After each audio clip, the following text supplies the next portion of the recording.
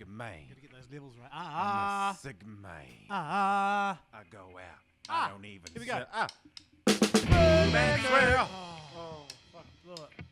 Ready? Man Swoo. Man Swoo. This time. Third time lucky. Go. Man Swoo. Man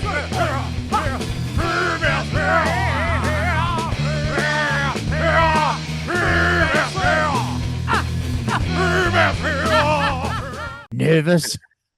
I was before, but Were you actual? Did you get a little bit? Did you get a little bit of nervy? Because Nixon had his mate seeing a girl, and I was like, "Hey, like, you guys want to leave? Because I got to do this thing." They're like, "What?" And I was like, "I didn't want them here." Like, Yeah, kind of thought it would have been funny, but yeah. I'm the same. I'm the same, dude. I have to shut the lounge. Okay. Yeah, I have to shut the lounge door because I don't want bloody poor Edison having to bloody listen to me dribble on for a couple of hours or whatever. Waffling, Dad, you're waffling. Shut up, Dad. Is this what your podcast is all about? Oh, what is wrong with you? Not about much. 2 boys, 1 potty. Exactly. What was it? What was the alternate name? Hodjo, 2 fat guys in the shory or something? Yeah, I wanted to change it a few years ago to 2 fat guys in a shory. Oh, that's got a good ring to it. It's too long though. It is. Fu Man Swoo is way better. Yeah, no, that's cool. All right, let's do it. The old boogies. Yeah, mate. Let's do an formal welcome. Welcome, Mr. Jai, Big Mana, Earnshaw, Nostradamus, father, surfer, tattooed, legend, human living on the West Coast. Welcome to Fu Man Swoo. Oh, cheers, boys. Good to be here. Yeah. Talk to the lads. Do you listen to many potties? Obviously, apart from ours, but what do you get into? Do you do that? Tim one, I've heard that, listen to that one a bit, but most I kind of just the Joe Rogan kind of just follow him. That's kind of probably the only potties. Just Rogan. I listen to so many these days. I've probably only got enough bandwidth for about, I don't know, I've probably got about 6 or 7 that I just continuously listen to because obviously I drive so much for work. Yeah, that's the best way. Better once you're driving long hours, music can't get over it. Yeah, I go through phases. I go through podcast phases, and then I'll go, fuck, I'm sick of listening to people talk the whole time. Then I'll go through music phases, but I probably do an 80% potties over, 20% music. Oh, nice. Potties is the way. Podfather. The Podfather. Ben Podson. Young in the podcast. The podcast is sort of, I listen to a lot and quite a lot, a couple of MMA podcasts as well. And the Sterling Spencer podcast is really good. Oh, he's awesome. Yeah, he's funny. Yeah, that's fucking, the Pinch My Salt podcast. I watch every single one. I do watch his. I do watch all his ones. Yeah, they're awesome, eh? Yeah, I love the. He's hilarious, that guy. Yeah, you know the rules. I want to get the rules. Yeah. You know the rules. Over the window. You know the rules. You know the rules. Yeah. That true story about that, with him and that, the first one he ever did was that, it was like a kid was running up to Jeremy Flores at a surf comp and running up with an autograph to sign it. And Jeremy Flores, all he does is point away and go get a pen because he didn't have a pen. But like Sterling Spencer did the voiceover and it was, like, she'll go away, like paying, like being real, like Jeremy Flores was real mean. Jeremy Flores ended up punching him out when he met him at the surf awards because this was before, like, I think he loaded up on YouTube and it went viral overnight, but he didn't even know the guy and they just thought it would be funny, but he took it and held serious. But it's a pretty funny story. Yeah. Oh, no way. I didn't know that one. That's classic. Yeah, I remember seeing that on the podcast. And I actually remember seeing that years and years ago, like on the website. Like, when it went viral. And everybody's like, "Oh, Jerry Flores is an asshole." Yeah, it's funny, yeah. Because Sterling Spencer was a pro surfer for a wee bit there. He was highly, he was real good. Ripping high paid Billabong. I think he had a pretty bad brain injury or something, and then he kind of like mental let health people stuff. know, and then everyone thought like he was just joking around. It was just another joke as well. Like, I think it was pretty crazy, but yeah. I still love watching him surf, eh? Like, and he's right into those. He's got a better body shape now for like the waves. Yeah. He's got a big old little belly on him, eh? Hey, what does he ride now, Jai? Because he rides a lot of those sort of like... those album surfboards. So Yeah. that guy that makes those, they're insane. They're super expensive, but they're like, he's just full kind of high performance, kind of like, it's a different kind of, they're not like the usual surfboards. They're kind of real, I don't know, like just tweaked out, like awesome though. Yeah, and he rides those real long ones, like in sort of barreling waves. It's sort of like rhino chasers, but not really, eh? Yeah, they have the tail real pulled in like a 20, but just super fast. Yeah. Yeah, they look fucking incredible. There was this really sick clip that came out of him a few months ago, and it was like this pumping beachy, and he's on like a 8 or 9 foot like pin line looking thing, you know, and it just looks so cool. I reckon when guys are getting hyped on those big, long, beautiful boards. Yeah, no, the big rail, keeping those big, long rail engaged for longer looks way sicker than the kind of the the beef jerky kind of beach baggage surfing. Speaking about boards, what do you got behind you there, Jaiza? Oh, that's a little Twinzini. I'm too heavy for it at the moment, so it's just put it on ice till I get back on the keto for summer. Fuck, isn't it a struggle, eh? Like me and Hodjo, we constantly struggle, fucking the never ending dieting and trying to stay.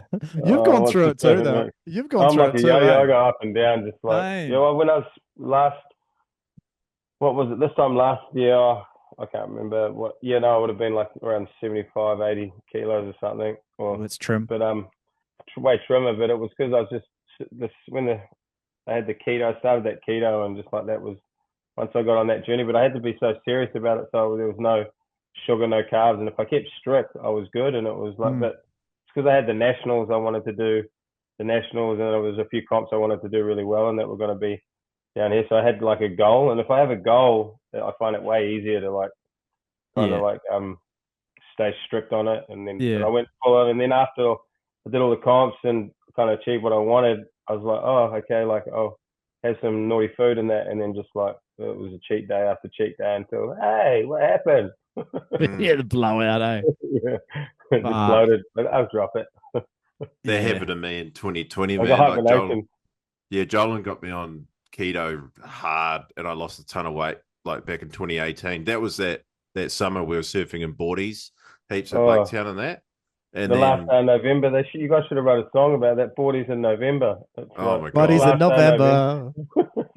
Out of control. But I packed it on in 2020, and I've just been struggling. I've got a bit off again, but it's almost like it's harder when you know what the struggle. It's like your body's like, bro, like, it's like as soon as you say, this Monday I'll start keto, and then so like the Sunday you're just like, I better eat all of this food because tomorrow I'm going to be like going keto, and you end up just smashing all this naughty food before you start keto, and then I just end up going fasting that whole day and then cracking at the end.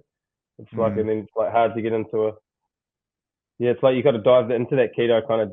I think to get the best results, if you dive straight in and goes just no sugar, no carbs, and get all of the sugar out of your body, and like kind of because you go, I think it takes a few weeks before you get. I think it's like the glycogen is like what's in all in your limbs, and it's like where all the sugar stores, so that like if you were to got to starve to death or whatever, you could go without food for a couple of months.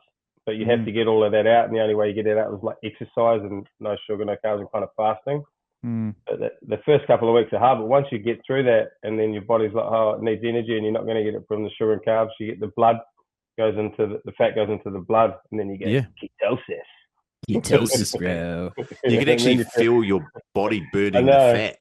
Yeah, it's crazy. Yeah, you feel sharp. I remember knowing like when I was out in the desert and doing it with Hemi, because I could start rapping around the afternoon, and I'd know the whole song. Like it would be like it was so clear, like I could rap the whole lyrics to it. I was like, I feel like, and that was when you're like kind of sharp, and you hadn't eaten. It's like you feel like way sharper. It was crazy. I reckon that was one of the coolest positive effects of it is that mental clarity. It's fucked. That's it.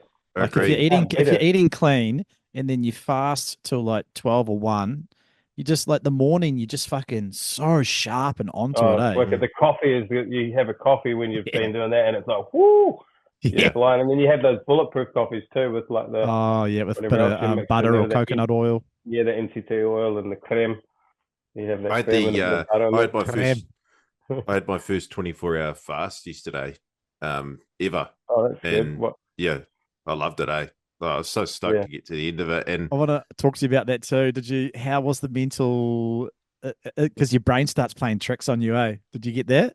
Probably not? around about the 21-hour mark, I was like, fuck, I'm bored. It was more like I'm bored. Yeah. You know, and I was having to distract myself with doing things to just, you know, so we did played some games. I went out a workout. Working out a 22-hour fast wasn't a great idea. I was a bit dizzy after it, but No energy. you can push through that. It was good. Yeah, and I didn't pig out when I broke it either. I just had like a decent meal and then went to bed. The one. Yeah. Well, hunger's the best freaking seasening. Yeah. You know? Oh man, you're hungry and it doesn't matter. Do you get, Jaiza, do you get into any sort of longer term fasting? I had the longest I've done is the 3-day. I wanted to do the 3-day and then the bone broth, and then the thing. I got to the 3-day, but I've done it twice. The 3-day fasting. The hardest bit I find was the sleeping, because if you didn't go to bed early, then like if you just kind of staying and your mind's firing. I felt like it was just like hard to like try and put yourself to sleep. Yeah. But getting through that though, like the hardest part was when no food was like hard, but then just drinking a lot of water. But then when I had the bone broth, like it was in all day, I had all that, and then when I had it, there was just these tiny little bits of meat that got through the sieve, and then when that little bit on my, and it was just like, man, I just went straight in, like, and just ate all the meat, and picked you off. Still felt good because it's like, I just didn't eat for 3 days, and now I'm like worried I had some meat, but it's like, felt really good. But I wanted to do that one. I saw that Dana White one did like I don't know how long it was, the 3 or 4 days. It's like the 72 or whatever hour. But once the second day, once you get past that, you're so buzzed that like, oh yuck, food, like sugar, you know, like you get on this full, and it's like, but I've been doing it heaps, bro, lately. I've just been like working my way up to 3 days actually. So you're looking good, Benjamin Button. It's like it rewinds the clock back. You get a bit more of a, like, you know, because all the water, like if you eat the carbs, like it's for every gram of carb, I think your body has to store like 3 grams of water. So it's like, that's why your body's all like puffy and bloaty from this water and having to hold all the carbs, I think. So it's funny it's funny you say 3 days. Next week, on Monday, I'm doing a 3-dayer. So I haven't done 72. I've done 60. I've done 60 a couple of times and love it. It's I love the mental challenge of it, because my brain just plays fucking so much tricks on me. Like I'll get these intrusive thoughts that'll come in, and like I'll have a goal, you know, it might be 48 hours or 60. And then like 3 hours before my goal, my brain will go, "Oh, you've done all right. Why don't you just go have fucking? That's enough. Go have a Snickers bar or something." You know, it's like fuck, and then it's just fun to try and battle that. But yeah, what I do is I drink coffee, but I will have bone broth. I get this real expensive stuff. It's actually a broth glue. It's like $50 a jar, and it's just got all the good shit in it. Just put a spoon of that in some boiling water or something. Yeah, that's it. And it's fucking mint, and that just gives you all the salt that your body needs, you know, a bit of salt and a bit of collagen, really. That's all it is.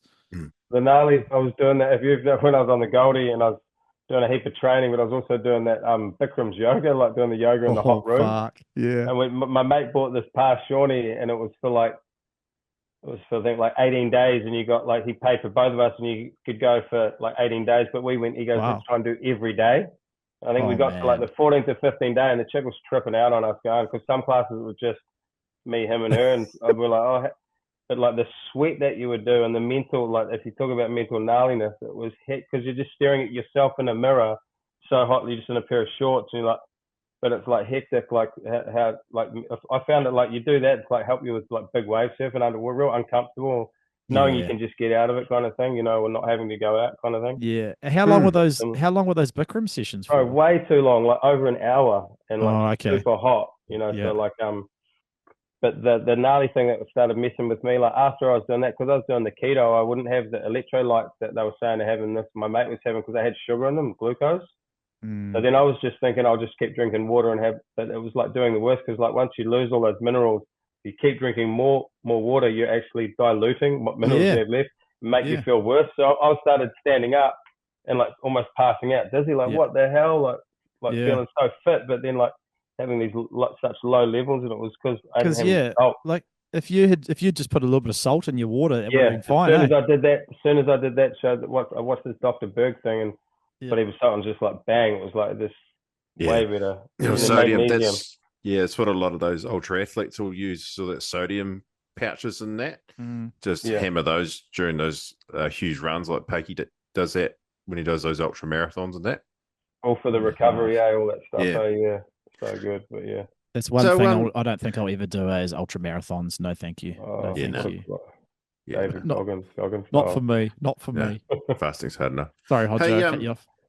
Jai. So welcome, mate. Welcome to fucking Man Swoo. Man Swoo. Bit of a podcast that we started. We started this podcast in 2017, and basically we started it because there was just fuck all happening in New Zealand boogie boarding. And what's changed? What's that? Just kidding. No, you did right. You did right. It's true. It's true. It's true. It's true. But like, I think we just love catching up with like crews that have, especially West Coast based. We always like, West Coast based and capture West Coast surf history. So maybe I don't know what got you into. I'll just touch on that boogie days first before you go on that. But I remember, how you're saying like where's boogieing at? I remember coming back from Aussie. What year would it have been? Like it must have been like 97 or 98. And I come back and there would have been 20 boogers at Blaketown, all dominating the peak. And I was just blown away. And that was when none of the surfers even wanted a taste of it really much. They'd kind of have a bit, and then they seem to think it only ever worked on a north swell. So every time they'd just stay on that side.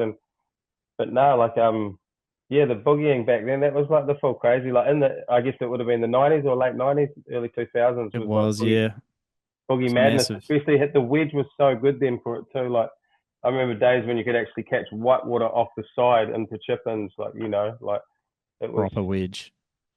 Doesn't really happen anymore without the old dredge out there, eh? Okay, I don't know. It must be something to do like that. There was never a vertical frickin' like stone hinge. Like that's crazy. Like how vertical and how much stones there. I saw photos of it from a while back, and it never used to be that steep. All the stones there. I don't know. Like was it? They have been adding heaps of stones, bro, over the years. Yeah. But that's what's supposed to happen at one side of the groin. Like it's supposed to be like it's eaten away and goes vertical, and then the other one kind of gets more land, isn't that how they kind of? Yeah, well, that's what's happening at Cobden is it's slowly eroding, and Blaketown slowly grading. So it's just the longshore drift, all the gravel that the rivers carry. It obviously goes north, and then naturally it all drifts north and it grades onto the beaches. But because the breakwall's there, it's catching it all right in that corner. I've seen it change in all the years I've been going to Blaketown, like the steepness of the beach, and actually it's probably a little bit further out to sea now too. The other thing too, have we ever talked about the Stone Crusher conspiracy on this podcast, Hodjo? No, please do. So have you heard about the Stone Crusher before? Yeah, the one down at Pig Farm. No, it's not that far down. No, there is one down. There is one down there, but the one that's closer is the West Roads. It's in Blaketown. It's just before the airport. You know about the Stone Crusher, Jai? It's been there for fucking so long. The one I know what you mean. Yeah, I went and played the CKY, like jumping off the roof into one of the piles there. Probably, yeah. So the conspiracy there is that because every day they're just constantly taking rocks from the beach to crush them to make sand or gravel for whatever, for roading, I guess, is that obviously has an effect on the makeup of the beach, because they're taking tons and tons and tons of stone every day. So then how does that affect? And what I've noticed recently is we're getting a lot of backwash at Blaketown at high tide. It's the worst when it gets deep like that, it's really steep with all the rocks. Whereas I guess I'm thinking that if the Stone Crusher wasn't doing that thing, that would be a bit more I don't know. It's just a conspiracy. There's quite a few of us that talk about this, and it was like, fuck, if that stone crusher wasn't there, it'd be way better out in the surf. I don't know. It could just It be a could be conspiracy. because it takes hundreds of tons a year, probably, Yeah, it would. of Yeah, who knows? a Yeah. certain type of gravel. You know, That fucks me off actually, because like, do they pay a tax? Like, who owns the fucking stones? That's fucking weird. Like, they just get free I gravel. don't think you can just like you couldn't. No one could just pull up and start taking stones out of rivers for their garden. No, I think you get, like, you had to get they- a resource consent and all that shit. Yeah. how did you get all your kneecaps though, Jolan? Which ones? Which ones? Which one? Oh, my bloody Pahudakawa was here before I bloody moved Kneecap in. rescue. Pahudakawa, mate. Pahudakawa, mate. All right, let's get into your origin story. Where were you born? Westport, born in the Yeah. port, in 1980, Yeah, boy. and loved it here. Learnt me trade here. Learnt surfing here. It's funny that my old man was actually a booger. Hell yeah, mate. Yeah, he rode a longboard for a bit, but then he got right into like booging. He used to get these like fiberglass boogies made like that were like insane for learning to surf on with these crazy butterfly fins.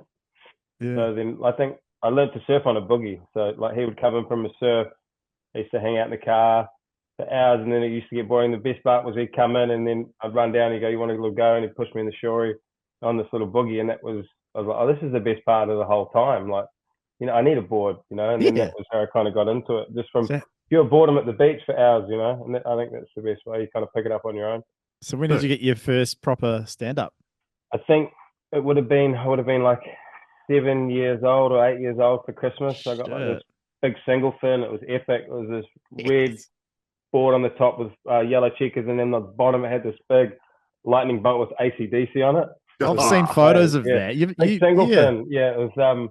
Wish I still kept that, but yeah, and it was magic little board to surf on, just because those old boards like that, they were so thick, and with the single fin, you kind of really had to like lean over and nurse things, so you kind of have to learn the fundamentals first, which kind of helps. You know? So does that mean that my first board that I just bought not long ago, a quad fin soft top, is that not a good board to start on?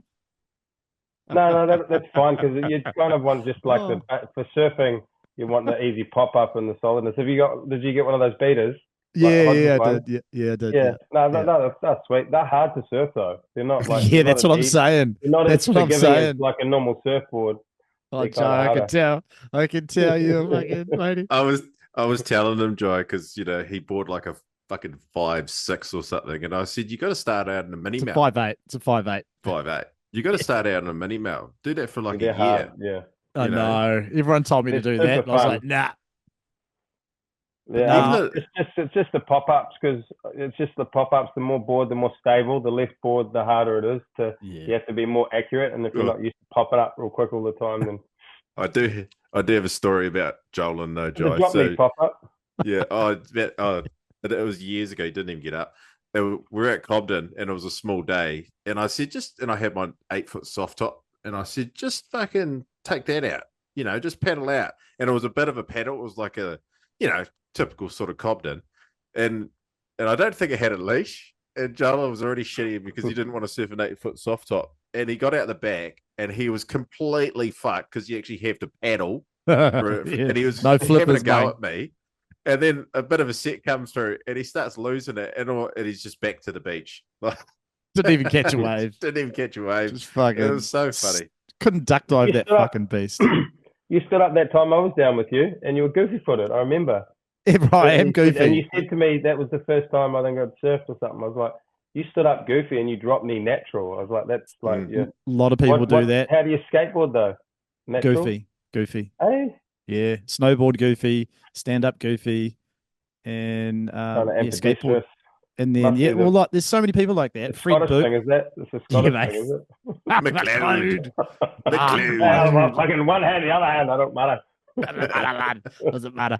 Because Fred Booth does that. John Blackwood, he's like that. John Blackwood, he dropped his natural stand up goofy. Heaps of random people do that. David tried to transition to go and switch, those guys would be the first at being, you know, which is never even in surfing. It's like never skateboarding, it's crazy, but like guys, Why like, is if you no go one switch, get laughed at? why Like, has no one embraced that? I think that would be the fucking next be insane. There's a couple guys like they're quite lenny in that they do it, but if in the surfing world it's full novelty, we're just like, just even if it was good, it's still like, nah. Why? It's just I don't know why. Because I think old it's crazy. school or I like behavior. just the style. I think if you're doing the back, when you do a switch foot backside and you get barreled like backhand and then come out like Jamie O'Brien do, that's still cool. That will always be cool. But when you try and surf, like in the other thing, it kind of you look more like kind of ganglion, like it just kind of because obviously you're starting all over again, pretty much. But it's obviously not. But yeah, but it really feels wicked because it's new. So it feels exactly. new. It's actually quite cool. But that's why I love stand-up surfing once in a blue moon, because it is novelty. It's fun. But like we haven't seen anyone who's actually committed to it, to like, that's it. I'm going to be goofy and natural. That's it. That's who I am. There's no backhand ever. Well, I guess you could be backhand. You just bloody. Well, the things, times change so much now that backhand can almost get better barrels deeper, and they do this crazy like lean into the waves now, and it's like easier to control your speed. Yeah, exactly. Like when they get really good, they can slow down, speed up way. Oh yeah, you know, like, especially in the big stuff, you know. The butt drag, and that inside knee. Like sitting on the couch, like leaning into the wild. Speaking of that, did you guys see the fucking clip last weekend that broke the internet with Jamie O'Brien and Mike Stewart? Oh yeah, they did that years ago on his like Psycho Freak, whatever movie he made come out, and they did it again. That's classic. That's cool. You know, it just showed the complete difference between a boogie line and a surfboard line as well, and how much fucking faster Jamie was when he caught up with Mike. Like he was literally going nearly twice as fast in a way. Yeah. It's funny you say that, because I was talking to someone the other day about how, when I was young growing up, I believed that bodyboarders could get a deeper barrel and like, you know, get further back and that because they were smaller, more compact and that. But the reality now is just like surfing, you can get it's just a board. You can't get the speed on a boogie. Like you can't, like you see even at like, there's that guy Andre does it at like Skeleton Bay, but like once you're far behind, it isn't, I don't know, like can you get the same? You can't get the same pump a surfer can get. I don't think you can. No, I don't think you can. I'm not trying to have a go. Like just saying, like it's technical. Like I don't think like. No, I agree. But I agree. Taking a drop, you guys will always be able to get like later, and like how you don't even have to paddle sometimes, and like But I think that the sickest thing with the boogie, I like when they can use the legs as the stall. You see how they put the legs out and just completely almost stop, and then that's sick. Like speeding up in a racing barrel, like, you know, it's harder to get and that's why pumping through it. Yeah, and that's why you never see many bugs like dominating cloud break. You know, like that's not a bodyboarding wave. That's definitely not. It just goes speed and just gets faster and faster on the big days. On the big days, I would say that it's not a bodyboarding wave. Hodjo, do you disagree?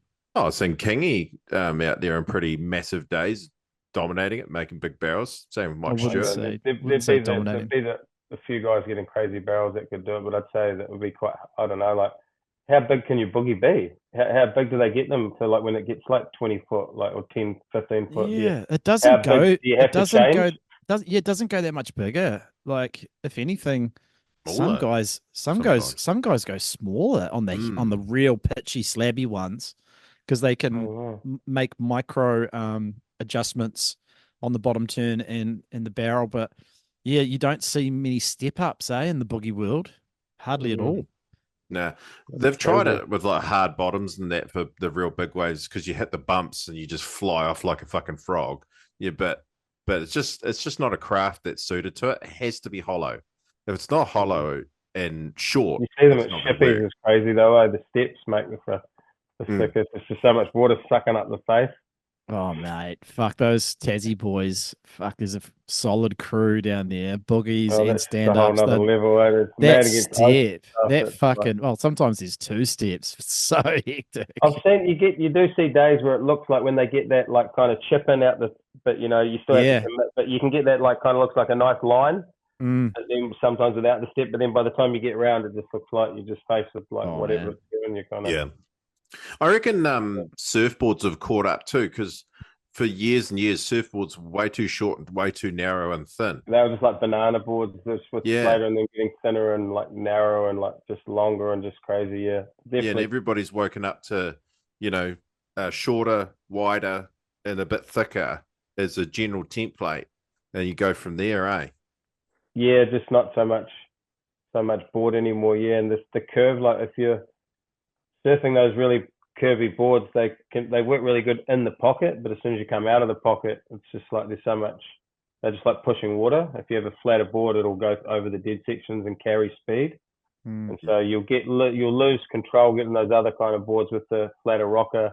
Not really now, because they can have that flatter boards but roll the rail, so it still sits in the water like it would if it was like that. So yeah, it's crazy. Like it's wild to think, like with skateboarding, they just stopped at creating a skateboard. Snowboarding, they're just like, this is good enough, we'll do this. Well, boogie's the same too. Boogie's like, no, these are good. Just make pretty much. Put the stringers in them. No, it's changed. It's changed a bit in the last 10 years. I reckon the biggest evolution with them is the what do you call them, John? The fucking channels.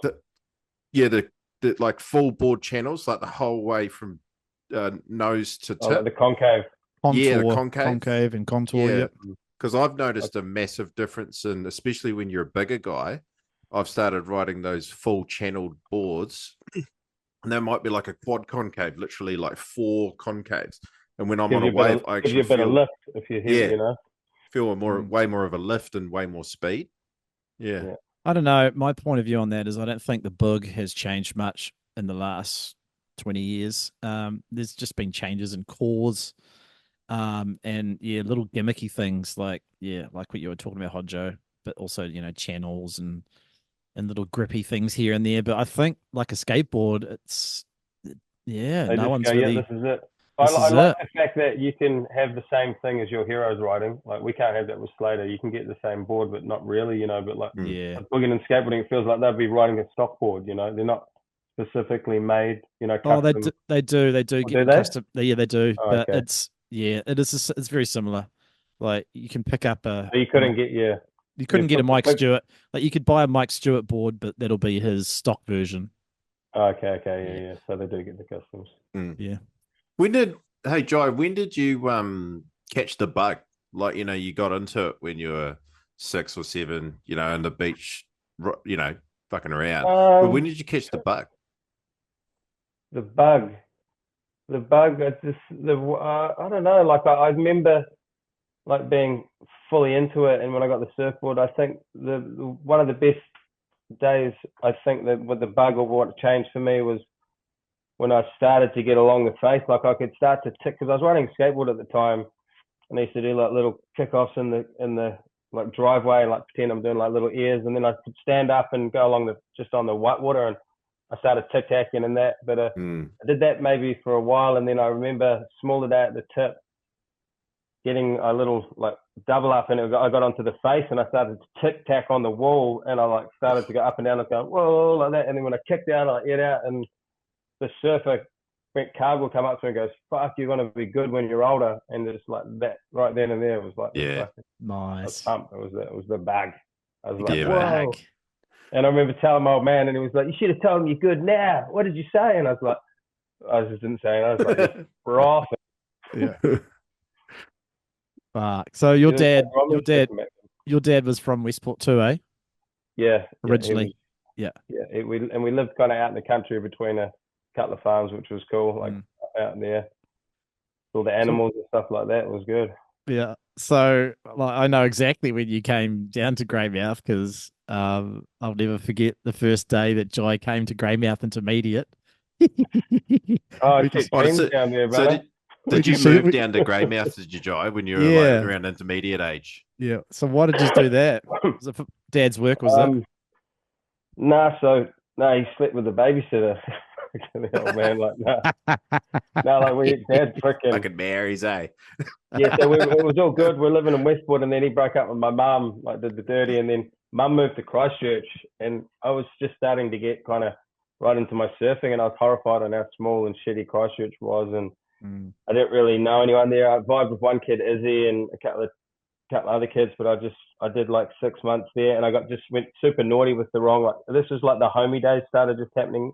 like Street Fighter and hanging out in Chicago Bulls, and started hanging with these naughty kids, and ended up getting done for like caught stealing some kid's shoes or some Nikes or something. Like we'd watch them at the school at the QE2 pools, watch them stash their gear. And like I watched all my friends do it for ages, and I was too scared to do it. And then like this one day, mate's like, "You got to do it." And I watched this kid and grabbed him, and his family was up in the food court watching me, bro. Mum just clotheslined me. I'm pinning out, just got dropped by the mum, and so young, freaking out, and got busted. And then I got sent back to live with mum. Just like, I'm done with you, and sent me to live with my dad, and it was the best ever. And then it was a Greymouth, and moved to Anunga, and remember, and that was when it was awesome, because Westport was for surfing was like, it was amazing and it was awesome, but Greymouth was like going like just to a whole nother level with surfing.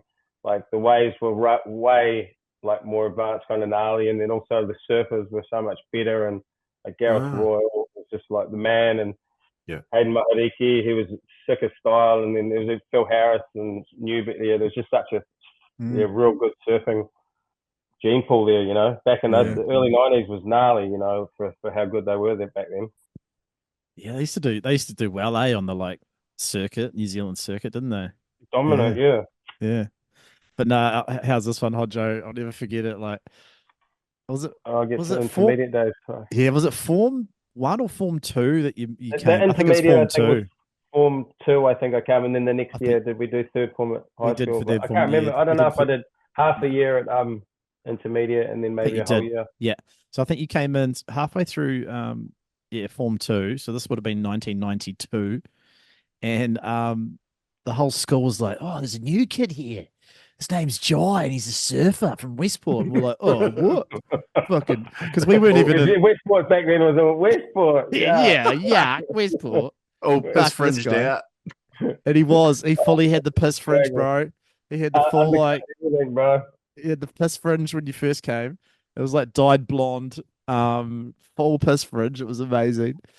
And so we weren't even into surfing back then. Like, you guys wouldn't even know about no punk music, nothing. I remember nothing, dude. You know, yeah. What was I listening to back then? Probably fucking Bon Jovi. I think like when I first made you pop your Walkman, I go, "What are you listening to?" And it was like probably Bon Jovi, was, but that was good back then, and I love it too. Like, I was into like Motley Crue and fucking Poison and Skid Row, like full glam metal. But you're dreaming of that coal. You're dreaming of the fucking West Coast coal, can't you? Bro, I think I gave you a Pennywise or a Bad Religion take one time, and that freaking switched you up. But I remember the craziest thing that when I had to show someone, because I didn't have anyone that. His dad was always really good with music. He always had new shit, and he was in the band singing, and he kind of always had cool music, which was awesome to like grow up to all this cool music. And I remember him giving me this CD, and it was the first time I heard Rage Against the Machine, that Killing in the Name of. And I remember fucking being so, fuck you. Just that was the age where I was just, what the? You know, and I remember ringing you up, putting on the phone, going, listen to this shit. You remember that? He's fully. You introduced me to fucking Silverchair as well. Remember that? You gave it. They were awesome. I remember buying that, and there was another band you showed me, Teacup. The Teacup Party. The Tea Party. That was a dud. That was a dud. Hey, I was all pumped on it. I was like, "Oh, check this out." It was like my mum's friends like gave me a tape, and I was like, "Oh, this is cool." I showed Jai, and I was like, no, this is not good, Josie. It's not good. I was like, you were committed to it, but I was committed to it. But it was so good, fucking, because we became friends. It was cool having that CD shop there, like that in town. Centrepoint Records, man. How good was Centrepoint Records? Yeah, have you heard about that before, Hodjo? Centrepoint Records in Greymouth? Yeah. I remember you telling me about it. Yeah, it was the only cool place to hang. Like you get to go listen to the CDs, and there was like a little international punk section that was small, and like because back then there was no internet, so like if you had a collection of stuff, that was like the coolest, because like you couldn't hear it anywhere else, like you know, and in your car or on someone's car, you know, and then I guess dubbing, but then like you couldn't dub CDs back then too, you know, like CDs, no dubbing, like didn't have the tech for that, but it was such a cool era, because like you'd find a band that you loved, and you'd just literally pull out the fucking back sleeve. And then you'd look at the bands that they thanked and the bands that they loved. And that's how you could figure out how to find it. And then I'd literally take that list. These guys? Yeah, I'd take that list to Centrepoint Records, and I'd say, "Can I have a look at your books?" Because they have all these big ordering books, and he'd just bring out these massive tomes. and you just go through it'd be under what are they called? Not recording artists, the companies that record bands. What is that called? Labels. Yeah. Labels, yeah. So it'd just be a book of the label. Epitaph, Fat Records. So you grab the Epitaph and you grab the Shock Records and you grab everything and you just go through and then you're like, oh yes, Face to Face. I've been heard about these guys. Let's order that was in. so good, yeah. Oh man, so good. What about? And it was always like a cool thing to show, like, because if you had it and your mates hadn't heard it, you'd play it and they'd always act like, oh, they weren't into it, but they were just like, you could see they just wanted to get it, you know, like that was always nice having everyone was so hyper competitive. Like you'd hear stories like, oh, did you hear that Goldy's got the latest such and such CD? And you're like, no, does he? Fuck. Oh mate, so bad. That's so good. Yeah. Intermediate. That was a good old time. It was. I was getting. You weren't surfing then, though. It was just all rugby for you. It was just rugby and getting bullied 24/7. Chubster. Remember what they used to call me? It was so. Hey, which one? Oh, yeah, exactly.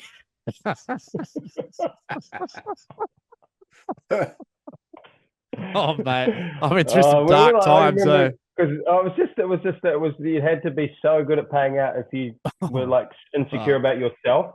Yeah, because that's what all it really was like a super. Because if you could make people laugh about someone else, then they ain't laughing at you, and that's all it really was. And then at the same time, would actually make you feel good because look, my stuff can't be that bad. Like we're laughing at this guy, like But it's just. I think in that school environment, like, oh man, I felt like I had to apologize to heaps of people. Like, man, I must have ruined, like, just rip it. And the thing is, I didn't even think about like what their home life could be like or what was going on in their day. But as soon as they run into me, I just made it like 10 times worse. Like, hey, look at this guy. Like, look at his shoes. Look at his face. Like, hey, everybody, just laugh at him. It was so gnarly. I reckon, but, you know, at that age, and especially it was fucking dog eat dog back in those days. Yeah, and we didn't know better. Kids didn't know better. That's back right. then. Yeah. You're kind of on your own path, just like trying to navigate, just kind of. I didn't realize it just hit me out of nowhere because I come from the fucking Rotomanu, from the fucking lowlands of Scotland. The last Rotomanian. The last Rotomanian lad. And then I just came in like, this is the next level up. This is going to be cool. Da-di-da-di-da-di-da-di-da. Smiley around here. Oh, hello, how you going? I'm Jolin. Shut up, faggot. Like, what? Oh. Just instantly getting destroyed. Oh man. But yeah, I mean, I was getting bullied so bad. I just met Jai, and Jai actually said to me, he goes, what are you doing? Don't take that shit. And I was like, oh yeah, I shouldn't take that shit, should I? Like, I needed someone to fucking say, always stand up for yourself. So that was good. That was good. But then we progressed to fucking Greymouth High School. Part of me stood up to me too much and gave me a slap a couple of times, and I paid out too much. Oh. What happened? I can't remember. I gave you one time after home ec. Yeah. I made a joke about your weight or something, and you didn't like it, and you gave me a big spank on the back of the head. I thought, that's such a fright. You're like, hang on, fuck. Scuttled on the bus. I got on the bus. I was like, yeah, fucking what? Yeah. Oh no! It always swung round about. It was hectic times though. Honestly, it was like it was like warfare, at high school too. Do you remember like one of these things? I'll tell this story just because like it seems like it didn't even happen, but you can verify it. Like, remember having that little foyer when it was full of bark, and we used to have those bark wars. Yeah. Do you remember that? Like, I remember this one time, like we're having a bark war, and Tamlon's down lower level, like about to like peg one at me, like getting ready to, and he fires and it misses. And at that same time, I scoop up in one movement, just full matrix sling like this, and just boom, middle of it, just drop him like, oh, and I'm like, yes. And then we all run over, and I'm like, yeah. And then it's just pissing out his butt. I'm like, whoa, how did the bark do that? And then like one of the boys like, whoa, and there's this big rock right there. I'm like, he's like, did you peg? And I was like, kicked it away, like, oh, no rock. And I was like, everyone knows. He threw it first. I was like, full and straight in like recovery mode. Wow. But I ended up like getting the gnarliest. Like karma got me with but I didn't think it was a rock. Like 100%, I thought I was just throwing bark. But I remember pulling up at the beach and with his family in the car, like full, both like black eyes, like broken nose, gnarly. And I'm in the car with my dad, and he's like, "Oh my God, Cameron, what happened to you?" And he's like, "Your son did it, Jai." And I'm like, no, Dad's just they're like boiling. Like, Were you guys already good friends by then, or did that sort of start the relationship? He was, I don't know, he was Tamron. It was a funny one. I needed someone to surf with me. Like I had no surfing friends, so I had to just like whoever could surf. I just remember Callum? Remember Callum? Yeah, he was awesome. Yeah, Callum was awesome. When he left an intermediate though. Like that was. I ended up catching up with him. He went like real gnarly too, bro. When he got to Aussie, when I went to catch up with him, I hadn't seen him in a couple of years. He was like getting tattoos and smoking bongs, and we broke into this freaking like bowling green, like freaking this. No, he went like the full next level, and then he's come back round and he's doing good now and he's tattooing and. Cool. So that was gnarly, but freaking he was a good bloke. Because I didn't get into the surfing till about 14, 15. So that would have been just before I moved to Gisborne. And then I was just playing. Gizzy. It's so funny. I was I going to the same school as you and Gizzy for a while? Oh, you weren't at Boys High, were you? Nah, I was at Campion. So this is another thing that we'll talk about, Hodjo. Let's just keep it through. So we're buddies at Grey High, and then I started booging, but I didn't have the chops to go. Just kind of just like down just Kororo, bro. Just Kororo, me, Bradley, into Goldie, and You had a good little syndicate going there for a while, just for wet baining. Yeah, Jai was already at Blaketown. Hodjo. You're already at Blaketown by then, Jai. Yeah. So I don't know what time. I think around 14. It was when I really kind of started to realize like how Blaketown like broke and I could get better waves, and it was gnarlier than like Cobden, and so I think that time, and I'd go because I was surfing all the time, a lot by myself, like all day, every day, and so I just got sick of Cobden. I just started paddling over, and then it was like that, and then I just started getting dropped off there and like figuring it out. But that was when no one was even really surfing it then, and then I try and make like guys like Tamron, and then I had another friend Brooksy, a couple other kids I tried to get into surfing, like make their parents get them boards and like force it on them, like go stay at their house, and it's like you got to get into surfing. This is the route. Just because I'd just be there all alone, and like that was then the older guys kind of would let me hang out for a bit, but they were still like, nah, like we're smoking a chill, and I was just a grommet, so I could kind of hang out, but not really. But, so I needed like other kids. Plus, I didn't like enjoy what they were all doing anyway. I would rather just like throw rocks and smash stuff. I was just doing kids. Yeah, they were heck. It still blows me away that so many coast kids grow up and they've got one of the fucking best waves. I'd say this.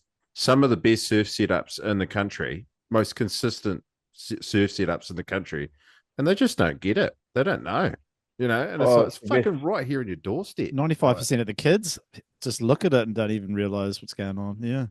It's the best gift ever. Like once the surfing bug, but it's something like you can tell other people like it's the best, and then they'll try and have a go at surfing and just get smoked and smashed around when it's small and not really. So it's like hard if you don't. I reckon when you learn surfing young, it's just so much easier because it's so natural. You're not thinking about what could go wrong or how you could hurt yourself. You're all in the moment, and you can just pick up things so fast because it's all natural, and you're just thinking about it. And you see someone do something, like, oh, I'll just try that, and like you don't kind of analyze it. If you try and like the older you get, like to start things, I think like you don't have any harder. You don't have any goals, eh? You're just there to have fun.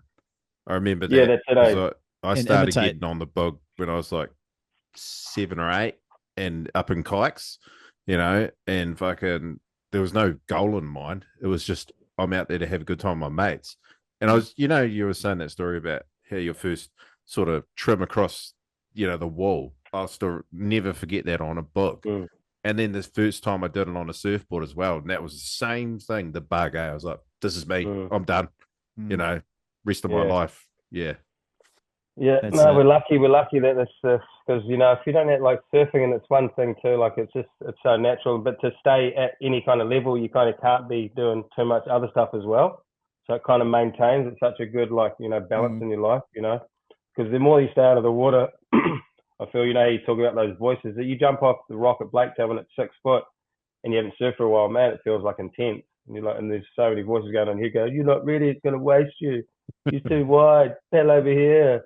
Like the battle you have with yourself to get yourself in the zone. And then just when you haven't been out for a while, and that's what I don't like. So then, like, if you stay in the water, that voice just gets drowned out, and you're like, 100%. You want it way more, And just on that's a whole different battle on a surfboard because I saw it last weekend. Our old mate James Barfoot battled the rip for 30 to 40 fucking minutes. You know, He went almost got past sucked the ticket. around. He was on his way to Cobden, and just by sheer force of will, he pedaled back in. Right. And as soon as he got to me, he was sitting in the corner. His eyes were bloodshot, and he's just like, "I think I'm gonna go." Oh no! Gets the best of you. Oh yeah, that's a good question. Have you ever been sucked? Have you ever been sucked around the tip? No, but I'll tell you, like I've seen Ben White die, bro. Like I thought, like this one day, bro, I'll get Tell the story. So we were surfing Cobden, and it was this crazy northerly, like and like it was only like 4 foot, and it was kind of like inviting because the water was blue, but it was just howling northerly.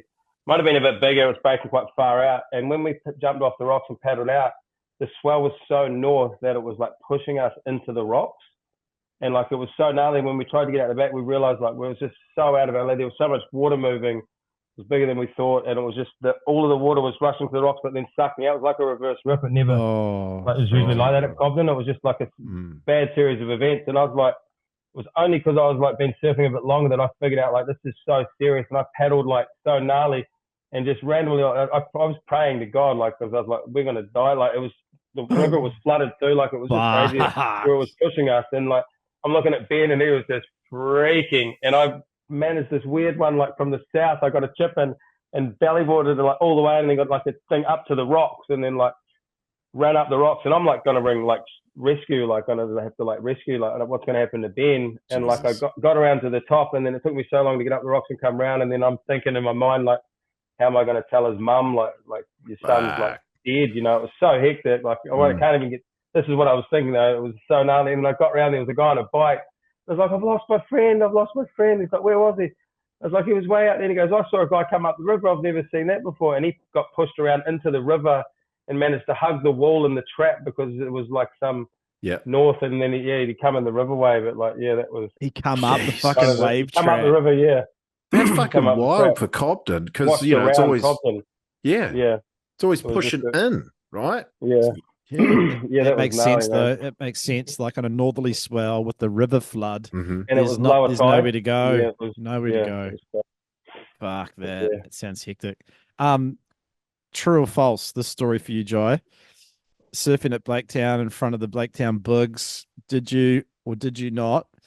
Would say to Frank and the crew, "Look at me, when you're on a wave."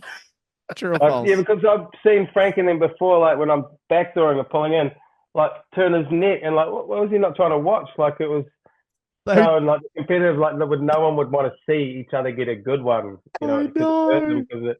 But it used to be like, bro, like, and I remember yelling at them, like, look, look the other way. It's the weirdest tool poppy fucking surf culture I've ever heard about. Where like, you know, one of your boys is getting the good barrel in front of you and you just paddling away, eh?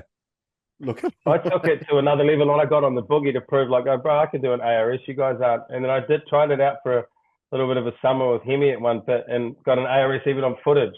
He called it an El Floppo. But the best one, this one time I felt bad for Hemi, but we were both out there on the boogie, like when it was full wedgie.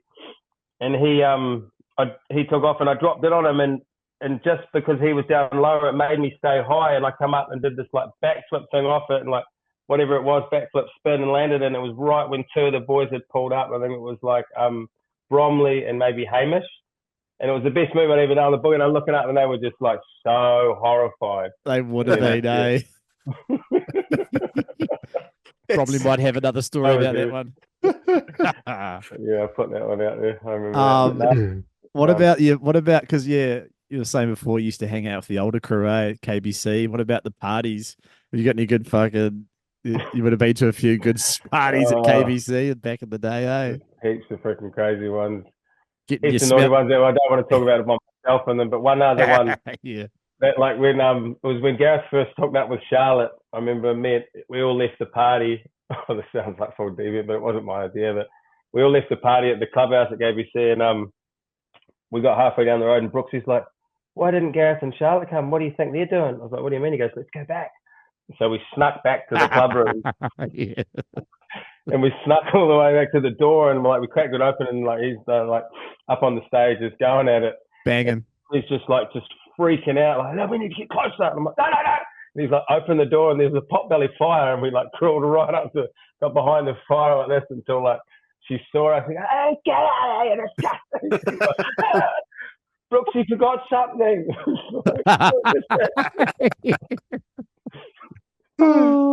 Honestly, there's been a history of that on the coast, back in the day, of people wanting to watch other people hook up. Fuck. It was just because it was a numbers thing, and like, you know, someone kind of like whatever got a girl, and there was, what are we doing here? Yeah. I remember some gnarly ones about the boys. I wasn't there for them, but like with the boogers and the trios doors off, and and just the freaking. There was so many trios going on back in the day, Hodjo. You don't even know about it. Super friendly. That was the boogie thing, the fucking super friendly guys. Super friendly. Super friendly. High fives. High fives over the back, just full on high fives over the back. There wasn't a lot of hardcore action happening at Taylor's Mistake back in the early noughties or late 90s. Mistake. No, not a lot. There was none of that shenanigans with us either. We're just joking. Yeah, no, this is a comedy. This is a comedy podcast. None of this is true. None of this is true. Boy, but Jai, that's why our audience knows. But that's why I moved to the coast for all those years, because I just fell in love with Blaketown and the boys and the surf culture, because it's a real tangible fucking thing, you know. Yeah, it's not some random city beach break with a few standouts, you know, like Christchurch. You know the boys from Christchurch and the Rippers and that, and we all know who they are. But I don't know, it's just such a fucking cool scene, and the waves are just so much better. Yeah, it's true. That's the one thing. Even though we know how good it is, it still seems to stay. There'll be days where you still see no one out there in full proper barrels. That's probably the best thing about Blaketown. You go out on those random days, and you'll always see a wave that could have almost been the wave of your life, but you'll never get it. You'll see them a lot of the time. And that's what makes you so excited to surf the wave, knowing that there's always a chance. Like, and there'll always be like a few of those waves are coming at Blaketown, and you just won't be in the position or the angle or whatever. But those ones will just keep you so addicted to that wave. Yeah, like it's so really when you can. I've had a couple of times when I've just come out the rip, and it's almost too deep, and you get that kind of chip in and it goes down, and they're like the best ones, because sometimes when it's so wedgy, if you're not behind it, it's almost like. You're kind of like, for a surfer, it slingshots you out so fast that like by the time you come and pull up, the wave's done. Like the boogers, you guys can kind of pull up under the hood, you know, and manage to stay there. And that's kind of on that wedge. It's kind of hard because of the way, the angle, and it's like you can grab it, but the face, it kind of wants to push you out. It's kind of hard to knife on a surfboard. I know what you mean, especially the ones that don't have a long wall or a long section. You know, the ones that are just a wedge and a bowl, and that's it. But if you're not in the right spot, you take off on a stand up, and all you've got is the drop and maybe a cuddy. Just big pull. What's next in the Jai's fucking life stories? What about comp surfing when you're a Grommy? Oh, what was Gizzy? What were you going to say at Gizzy? What happened when you're in Gizzy? Well, let's talk about that. Times. Fucking hell! That was crazy. Was that? So I moved to Kaitifa, but that was hectic. Yeah, it would have been. Got freaking rolled from my skateboard first day there, mate. That was brand hectic. New shorties. I was horrified. So I moved in '96, and then I think you came up like a year and a half later or something, '97 or '98. Do you remember what year you came up? I don't think had you finished school though. No. You I was in the Stingray class that we were in, like the all the gnarliest kids that had been like kicked out of school that had to go do work experience to go through, and I only chose that class because they said Blair was in it, but Blair he'd show up maybe for 10 minutes. Just surfing. He had his license and he was surfing, and I had to go there all day. It was like kind of a hectic school, that one. Gizzy Boys was hectic. Yeah, that's why I didn't go there. The first 15 footy team was like this size of just so gnarly, bro. I'd go to the tuck shop. They'd sell you a pie, 2 bits of bread, like white buttered, like just pie sandwich, and then you get like these full ice cream cookies, like covered in like with 2 cookies on either side with the ice cream slab in it. Like I can just build it. Just warriors. But then see, because back then, obviously, you lose contact with your friends because you don't have the internet or whatever, and you didn't have cell phones. So I just remember seeing you out in the surf one day at fucking Wainui. And I was just like, Jai, what the fuck? And he's like, yeah, bro, I've just moved up here. And so, do you remember? You will remember this, I hope. At Pines, Did I come to your? Oh, at Pines, this wedge, not a wedge, it was just a Straight. right hand bank. Oh, that little river mouth bit, yeah. Yeah, just over from the river mouth. It just, this crazy bank just formed and Perfect stayed TP, there for about 4 or 5 months.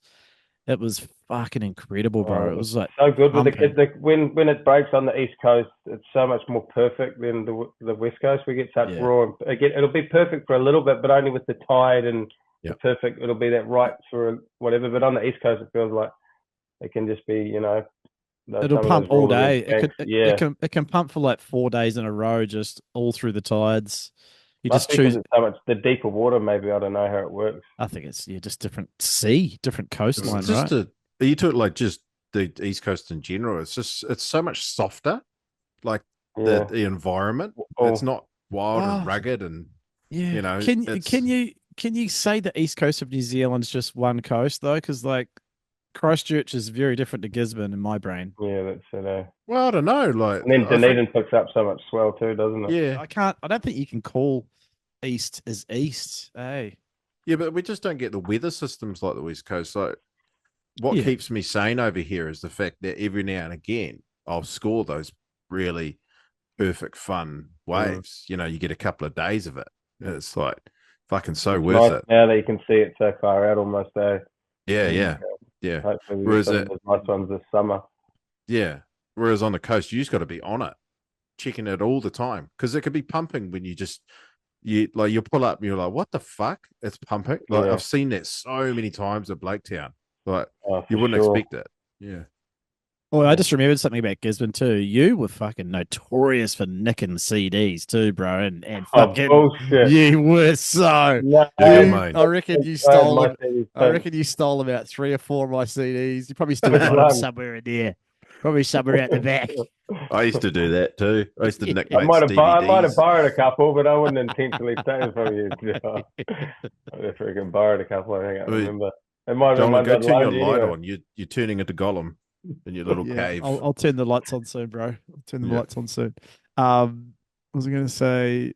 You remember our little skating sessions in Gizzy? We went to a school. Oh, yeah, you used to just shove at Kings. Just fucking, that was so much fun because we were just like, what do you do? Like, there was no. When the surf was shit, what are you going to do? You can't go to can't go to the Kaiti fucking arcade. You get fucking stabbed.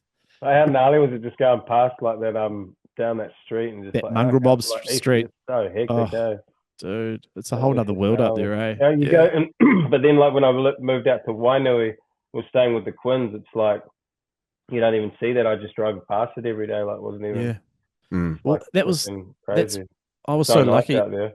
Bro, I was so lucky. My mum's first house was just like 2 streets across the road from Pines out Wainui.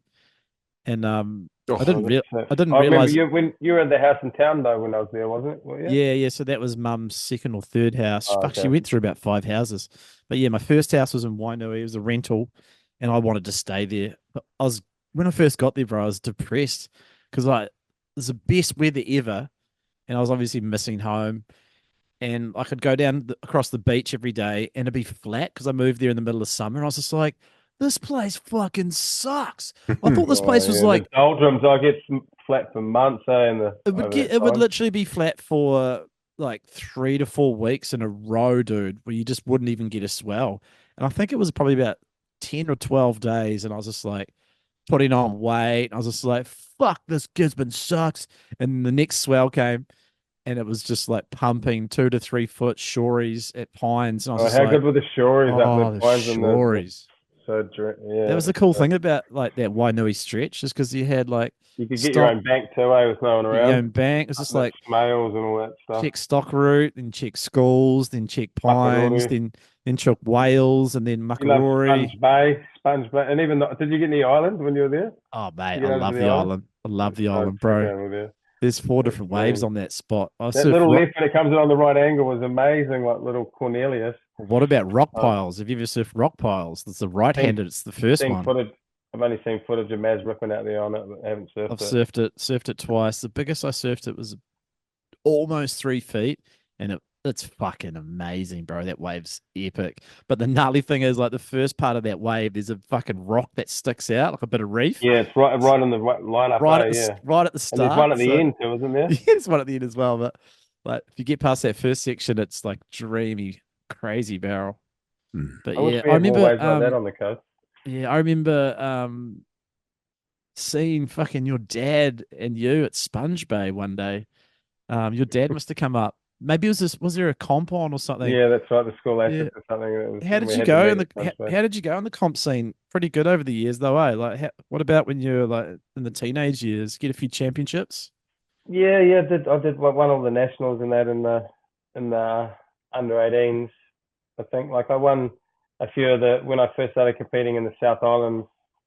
I won like the kind of the 18s. Hold on, I'll just. Pause. What were you saying? Sorry. Yeah, comps and shit, you know. Oh, the comps.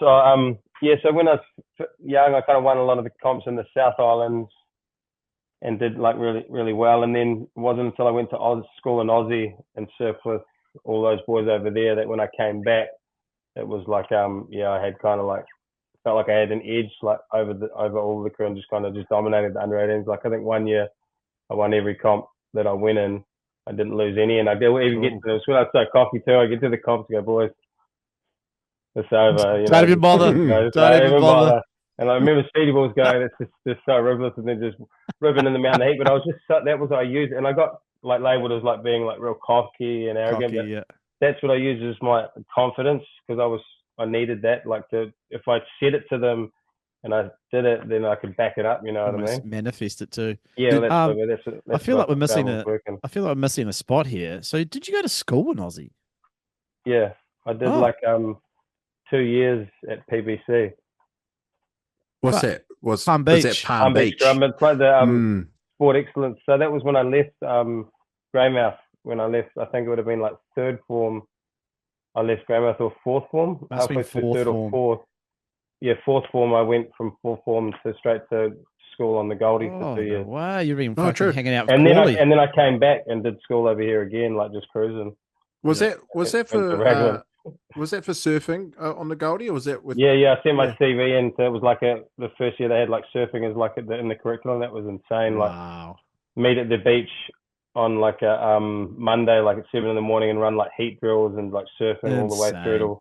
And then supposed to go to school at lunchtime, never did. And then on Tuesdays we'd do like a double period of like they'd go through like just like stuff to do with breathing and breath hold and surf specific like fitness stuff. And then on Wednesdays we'd surf at lunchtime. You'd surf against other schools, like compete against that. And then on Thursdays you do a couple of hours of like how to deal with like media and like sponsorship, all this, like full pros. And then on the Friday you meet at the beach again in the morning, and it was like put all your eggs in the basket and go for it. Yeah. Such a sick school, man. And that was so when I come back from that, I was just like, right, like competing was like because competing like all the kids in the like Mick Fanning, Parker, Dingo, all become world champions from that class. You know, it was like crazy. Is that when you first met Dingo or not?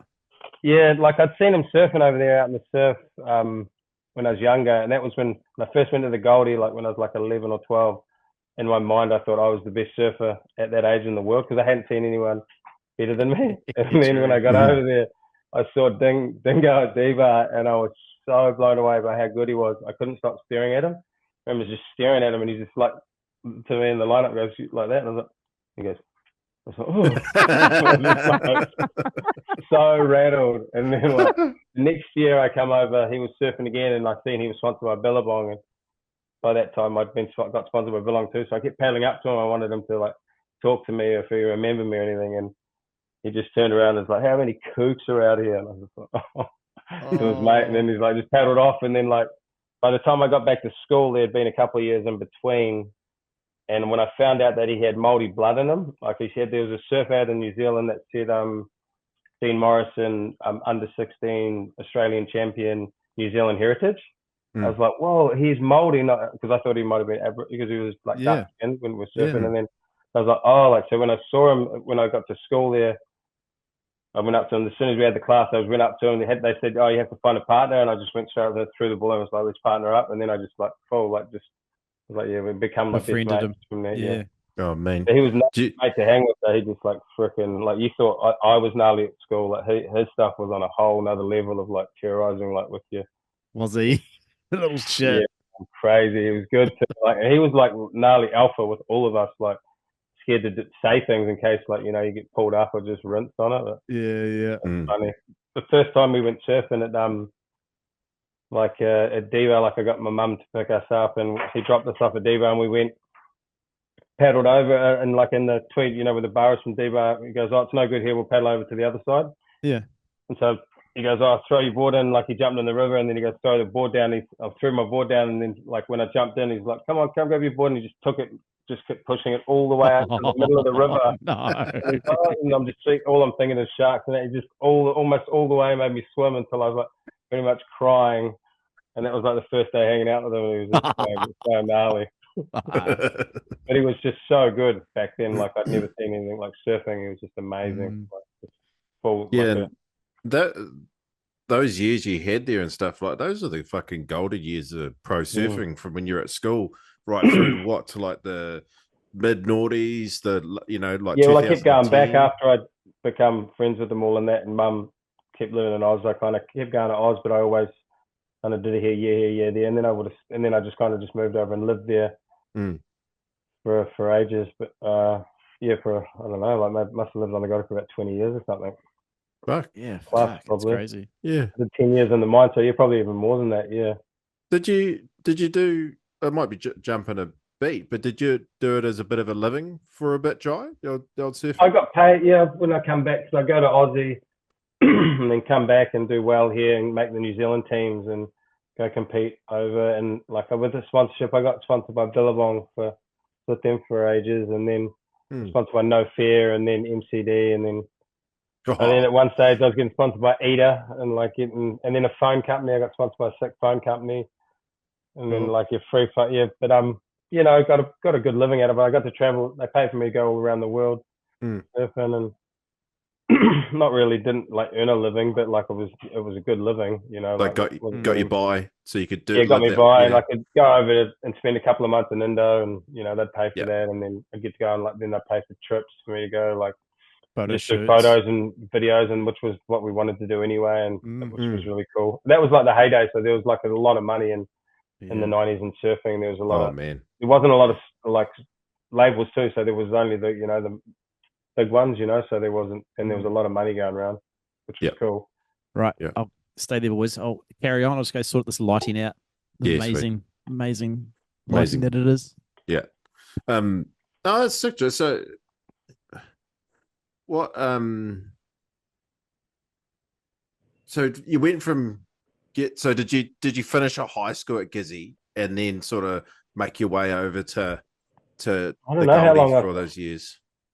Oh yeah, it's because I jumped around so much. Don't know if I'd been in. I know I'd been in Aussie, like so. That was I went to Gizzy after Aussie, yeah. So like that would have been like I went back, and the class that they put me in was like the Stingrays class, yeah. So it was like a 6th, 7th form class, and it was just kind of like a work experience, but you were still kind of at school. Yeah. And I did that because the guy that was sponsoring me at the time was like this guy, Ben Franklin, who was like a kind of more of like he owned like a property developer. He had a lot of money. He rang up surfing and asked if he could put some money into a surfer, and at the time I was the top junior, so he took me on and he paid for everything. He gave me a lot of good advice in that, and he was really good to me, and just that was cool. I don't know when that was though.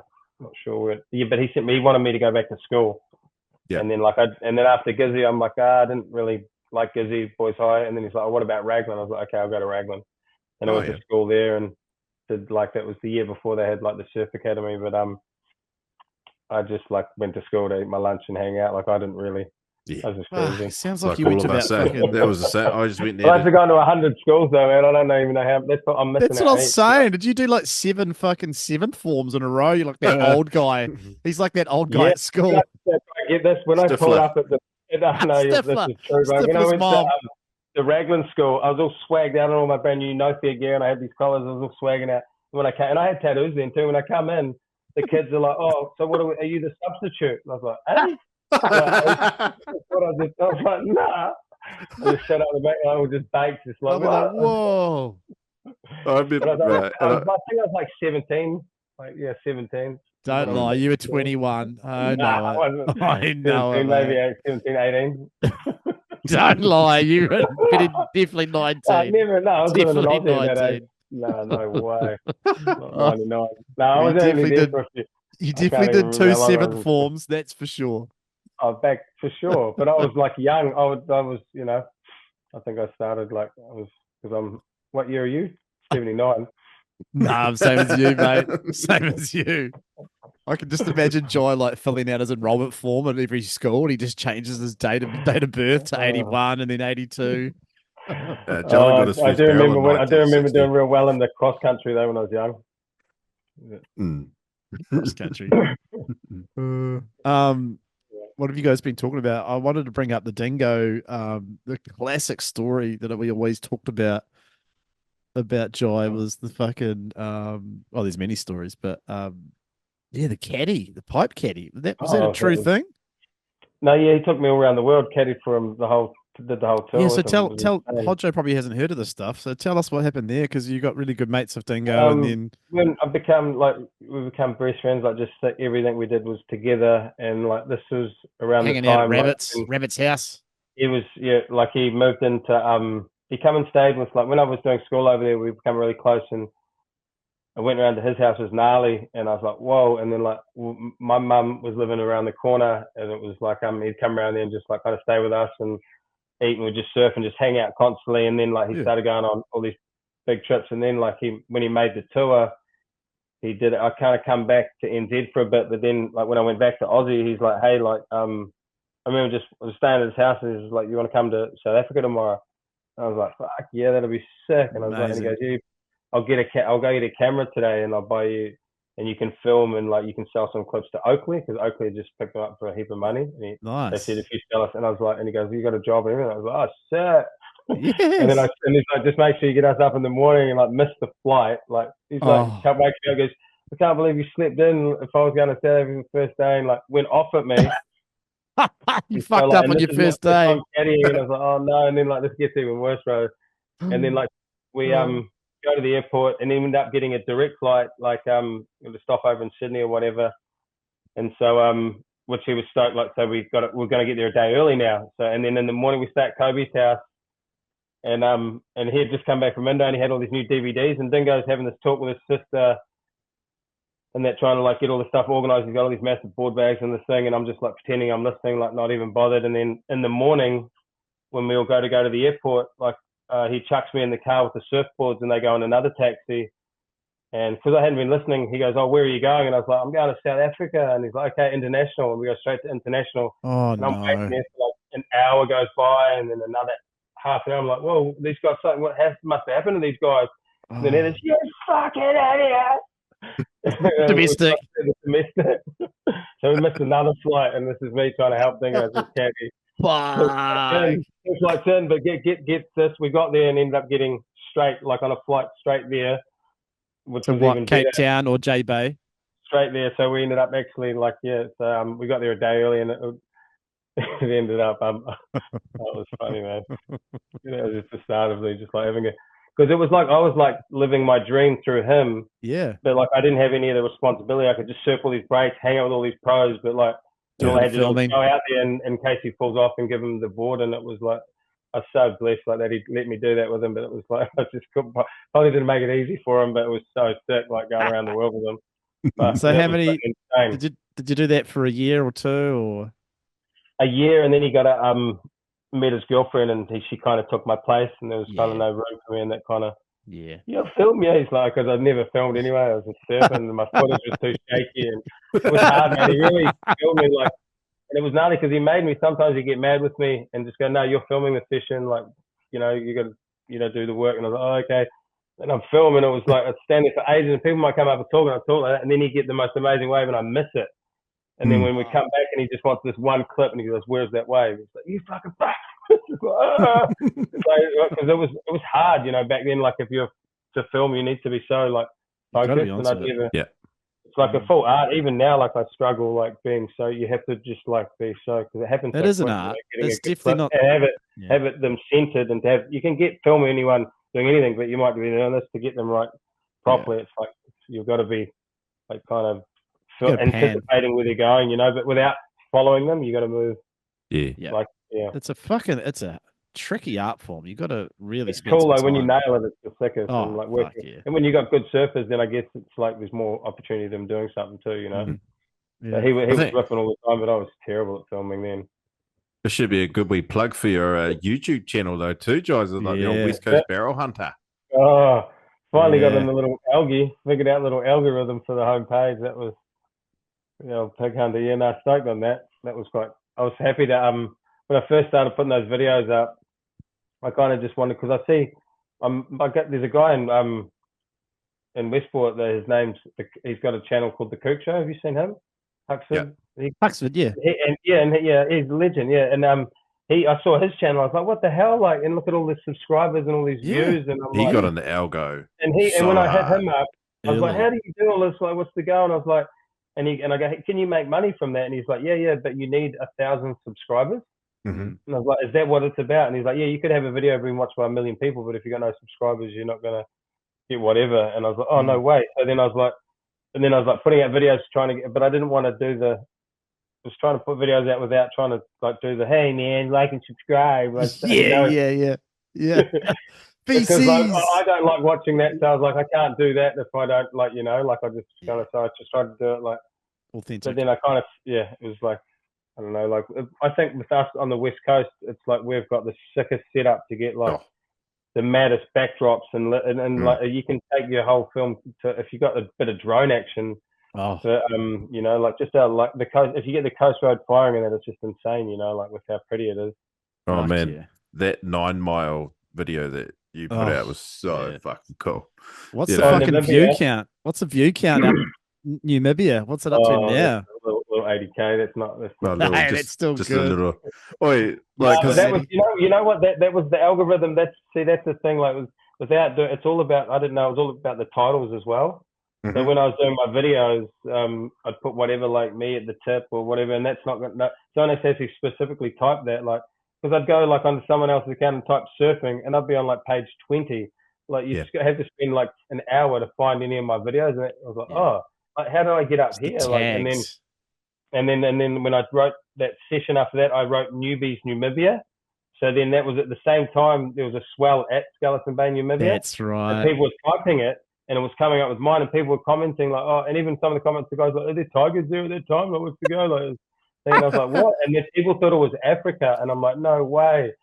And then that was but it went so big that I realized like I got into deep with a heap of comments because you get with all of the good stuff, you get a heap of like negative and like shit song and all this weird. I was like, oh wow. So when I realized like no, it's like I was stoked like with all of the just like the comments, but just like Rogan says, then I couldn't get back into anything like that, and it took a while to get back into the algae, and then I did a couple that got a few views, and then it was when I did one of Sanger, it just went nuts, and that was because I got in another algae onto the homepage because I just a bit of controversy, and I had secret spot, and then like all these people commenting because it was Mexico, and then that created this like, and all these people like, no, it's New Zealand, that was a punga. It's like they had a punga at the start. So there's all these other dudes backing me up, and then other people, why would you chat? And like, but then and that went onto the home page because it went so viral over in a short time that they put it on. So if you just went onto YouTube and typed surfing, it was like right there. No way. And then all of my other ones went big, and that's when I got a bit. So that would have only been a few months ago that I got into that homepage algae. And when I was like, no way, and then I was like, because I was with Nixon, and he's like, I wonder if. And then when we were going down south, and we stayed at a hotel, and he went on and just on the random YouTube on the TV, so we hadn't tainted anything, and he just went surfing and. Sanger come up first page, and I'm like, yeah, algae man. And then I was thinking about that for a while, and then I was like, I should jump on another video to get into ride the coattails of, and then that one got like way more views than I would have usually had. Yeah, it's hard to like do the get just to do one edit. I need like a good day, but like a good day of surfing. But then I need someone else if I'm going to do it, me to film it. But like, there's only so much POV you can kind of flare Yeah, up. you want to have a few angles, eh? That's what you want. You have to, like, there's so much, because the POV is awesome to throw a couple in there, but like a whole session will give you a headache watching the whole. It's annoying. I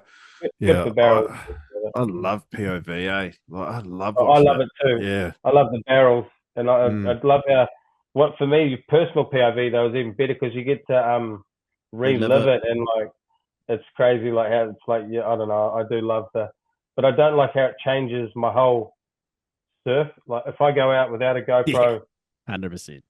I'll have a completely different surf if I go out, because I completely change what I start to look for. I've got to look for this perfect barrel and this, and I've got to push the record before and I'm paddling it. And it's just like, I spend the whole time flustered. It has to be really pumping for you to get one. Yeah. It's like, it's really hard to manifest a good barrel session on POV if it's not. Do you know that's because I was GoProing hard out for a few years, and that's why I sort of gave it up, bro. Honestly, because I got sick of going out and like sometimes I'd select waves based on what I was thinking it was going to look like too. I was like, oh no, I won't go that one.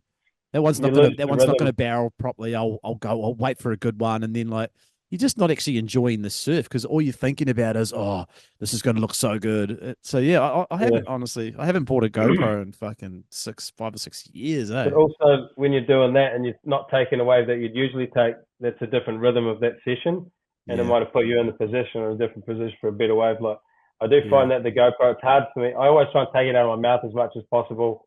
Try and like think that it's not there. Yeah. But sometimes when you're surfing solo, it puts on another element. Like you're capturing when no one's around. It's like it's quite an exciting buzz, because it's like it's more like when there's other people out in the surf, you're in that hungry kind of catch the wave vibe. But then I don't know, it kind of can be good and bad. I feel like it has, like I've blown so many good barrel sessions taking the GoPro out though. Trying to just like, and you surf so different too, trying to find these barrel clips, and like but because it's harder to read the wave. I feel like if you got the GoPro, they're thinking about a shot. I think so too. Yeah. But then it makes it really rewarding when you get in. It's good. You're like, that's all the hard work, and I got one, and then you get like a cool photo from it, or you can relive it. I did get barreled. Look. Look, I've been barreled before. Look at that.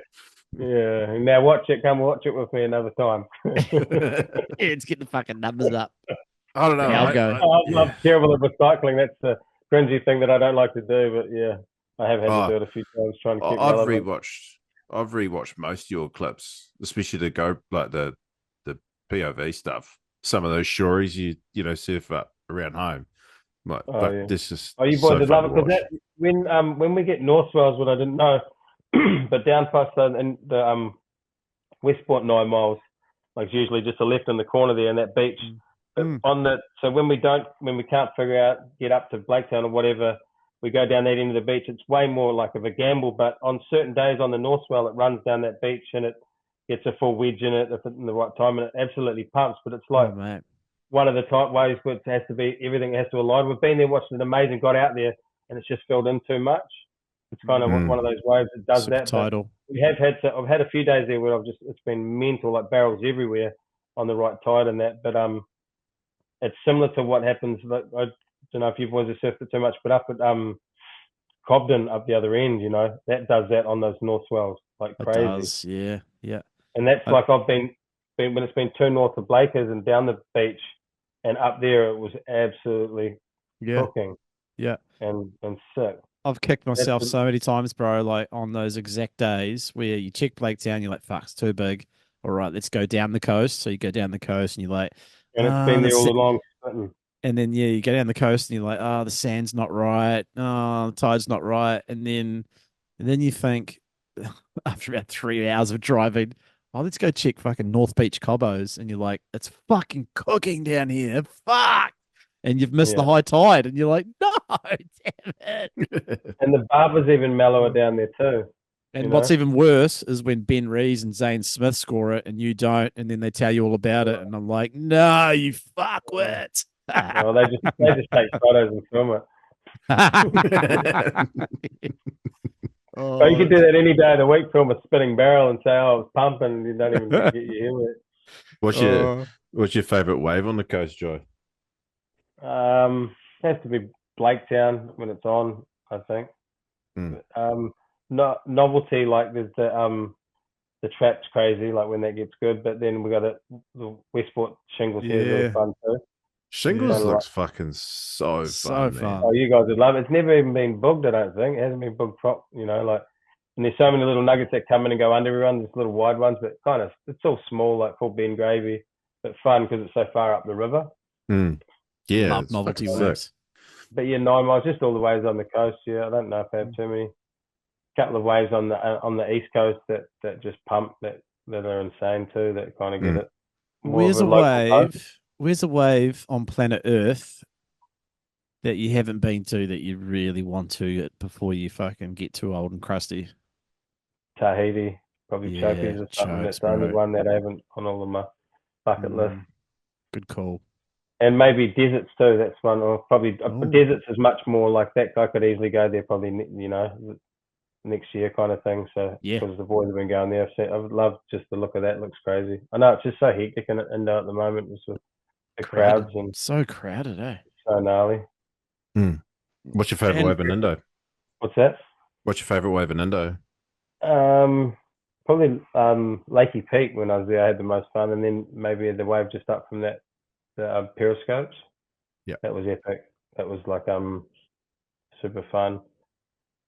Yeah, I don't know. Like I haven't had I've surfed all those other spots like Padang and Ulus and all that, but it's always been a bit crowded and hard to get them. And Grumus is always super fun. That's sick too. But have you done any trips to the Pacific Islands like Tonga or Samoa?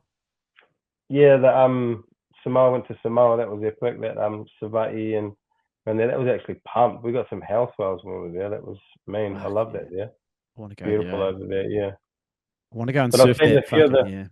Carry on. That Tonga one. That I've seen the boys that few of the, was it the Paradas and the other boys? Is that Rarotonga or Tonga? I think. I think it might be Raro. I think it might be Raro. No talkies. Oh. Ooh, look it up there. Look up there. Look where Hodjo's pointing. Oh yeah. Must be Tonga. No, that's Papua New Guinea, bro. It's Papua. Yeah, no, that's Gisborne. That's Taylor's. That's Taylor's mistake. Taylor's beefsteak. I see photos wasn't put up and makes Brighton look like it pumps a lot. I live in South Shore now, Jai, and fucking like there's so many days where like I'll surf here and you get to the top of the sand dunes, you're like, oh fuck, that looks sick. You get out there and it's just so gay. It's it's just like I've only ever had cold too. Yeah, so cold. I've only ever had like 3. I've lived here for about 3 years now. I've only ever had about 3 like actually legitimately real fun sort of hollow surfs the whole time I've ever lived here.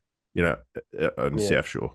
It's a long time. Yeah, no, I can't remember too many. I mean, I kind of used to think it pumped when I was at Gromit, but that was kind of like when the shories kind of with the shories and it was pumping kind of everywhere. But back then, but yeah, I don't know. There are the spots. I mean, Christchurch gets on its day gets fun though. But like I guess for booging though, it's like you kind of want that like wedgie, like kind of slabby wave, for that slingshot and the speed, Yeah, Taylor's is your best bet. Sometimes you get a fun little shorey, in front of the surf club or in the south corner.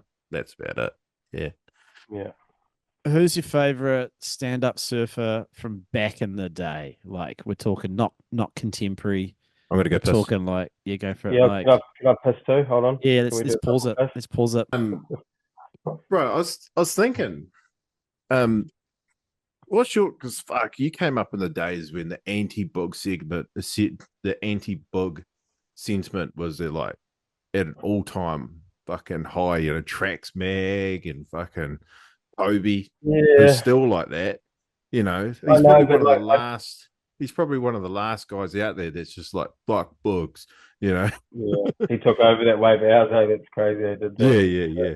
I was like, what do you think about it now, bro? Like, because you strike me as a guy. I don't know. I've always had like my dad bugged. I've always thought bug. I loved bug heaps. I didn't really differentiate. Surfing was surfing. We're out there having fun. It wasn't really, and it was cool back then because when I remember when James Blair first come to the coast.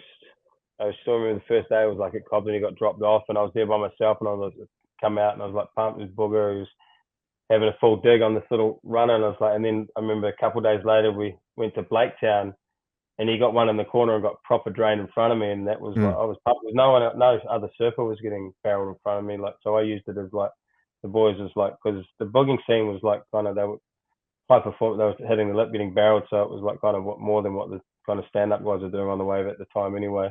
Yeah. So I didn't, it was kind of good kind of, I don't know, it was good for me. It motivated me to try and do crazy stuff and get barreled, like take off later in that, because if my mates were doing it, I wanted to do it too, so it was good. Yeah. Personally, there's a couple of things with booging.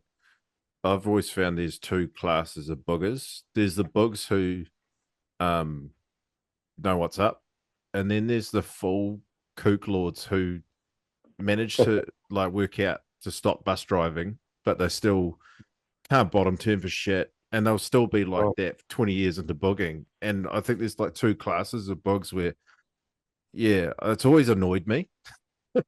Like you'll meet guys our age, they've been booging for 20 years, but they can barely fucking trim. You know what I mean? Yeah. It is. So I think they've always like not helped our cause. I see that movie, that Dragco, they seem to film all the good boogies. Yeah, good. How good are their movies? Have you seen the Rip? one when the boys are blowing the vape out and they were linking it into big blowouts at Chopes? That So was good. like, I was like losing it. That was the most epic like edit clip, like how they did that. I was like, that is so cool how they did that. I was honestly. so funny, and the random clips that they have, it reminds me of the first time, like when all that, because Tension, is it that guy Chris Wade when he did all the when the CKY and all that was like just the confronting, like, whoa, they did that, was like kind of cool, but like that was like way cooler than that. The vape with the thing was rad. So their movies, they're called Rip 1, 2, and 3. Have they got? Is it Rip 3 been out? I can't remember. You have to watch them on Vimeo. I've tried to show people, but they're not on YouTube. Nah, they're on Vimeo. With the music, that's why. Yeah, they use such like original, because they have a bit mean soundtrack, which they have 6 songs. Like they use Prodigy and shit. I love that. Starter. Yeah, but they also use like Creed and shit. It's just to be ironic. It's fucking hilarious.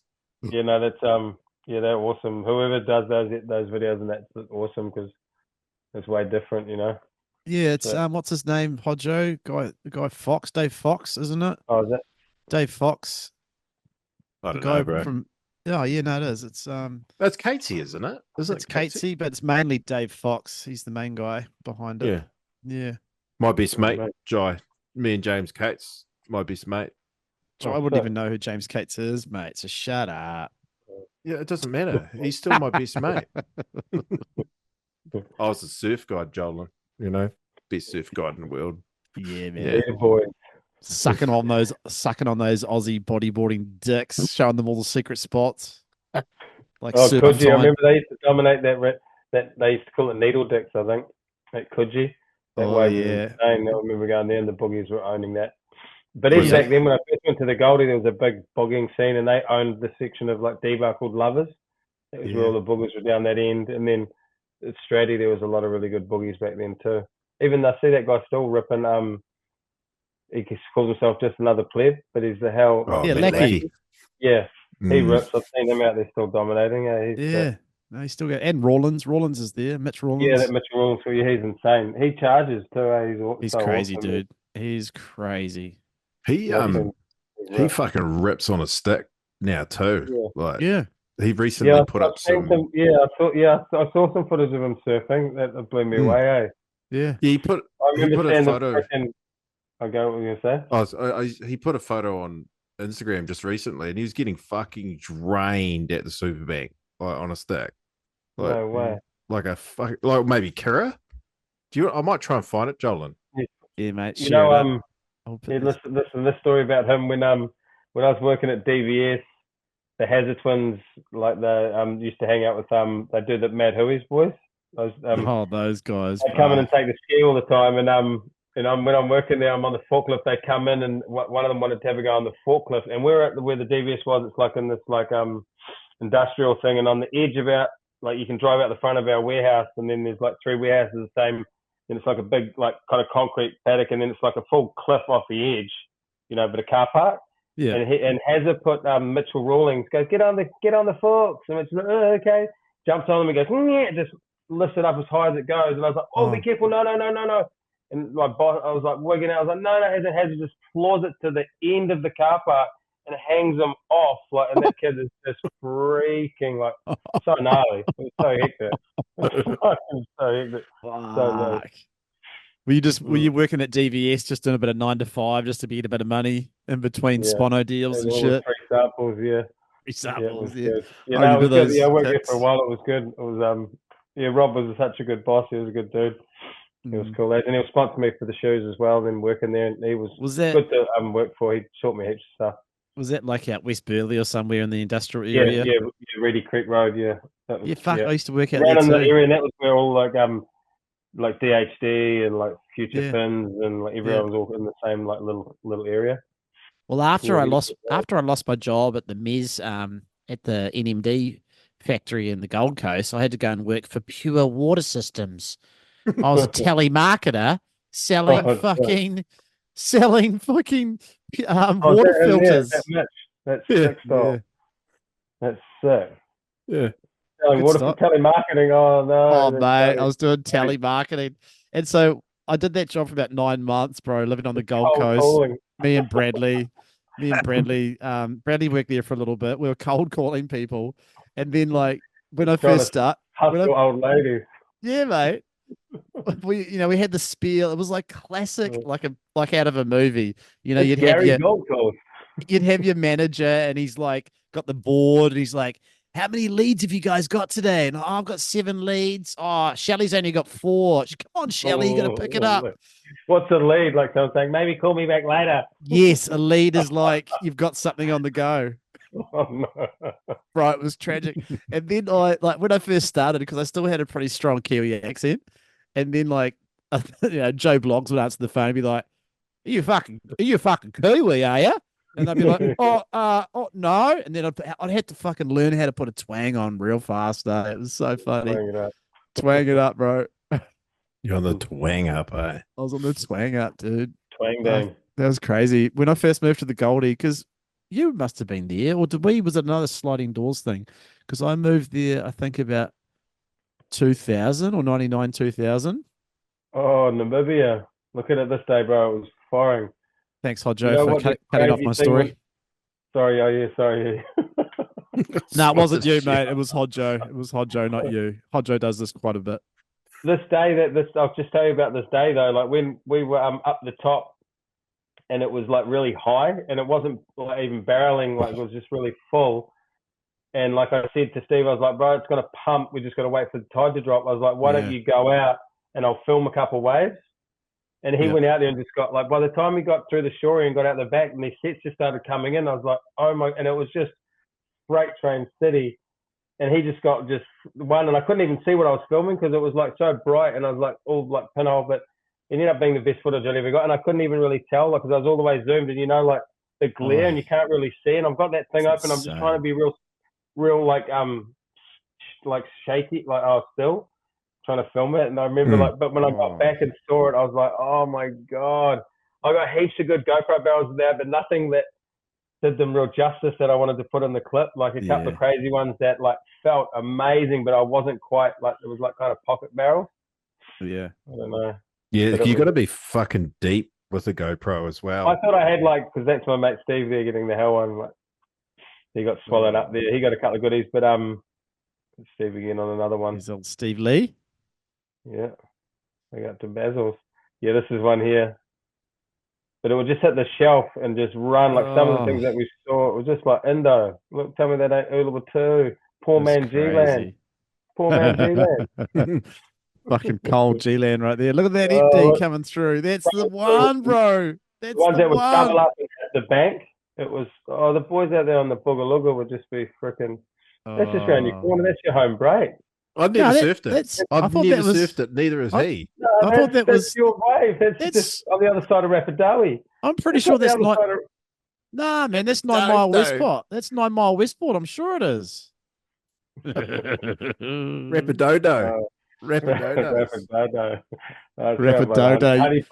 Rapidodo. I don't know. No, sorry. I won't even talk about turpentine then. Exactly.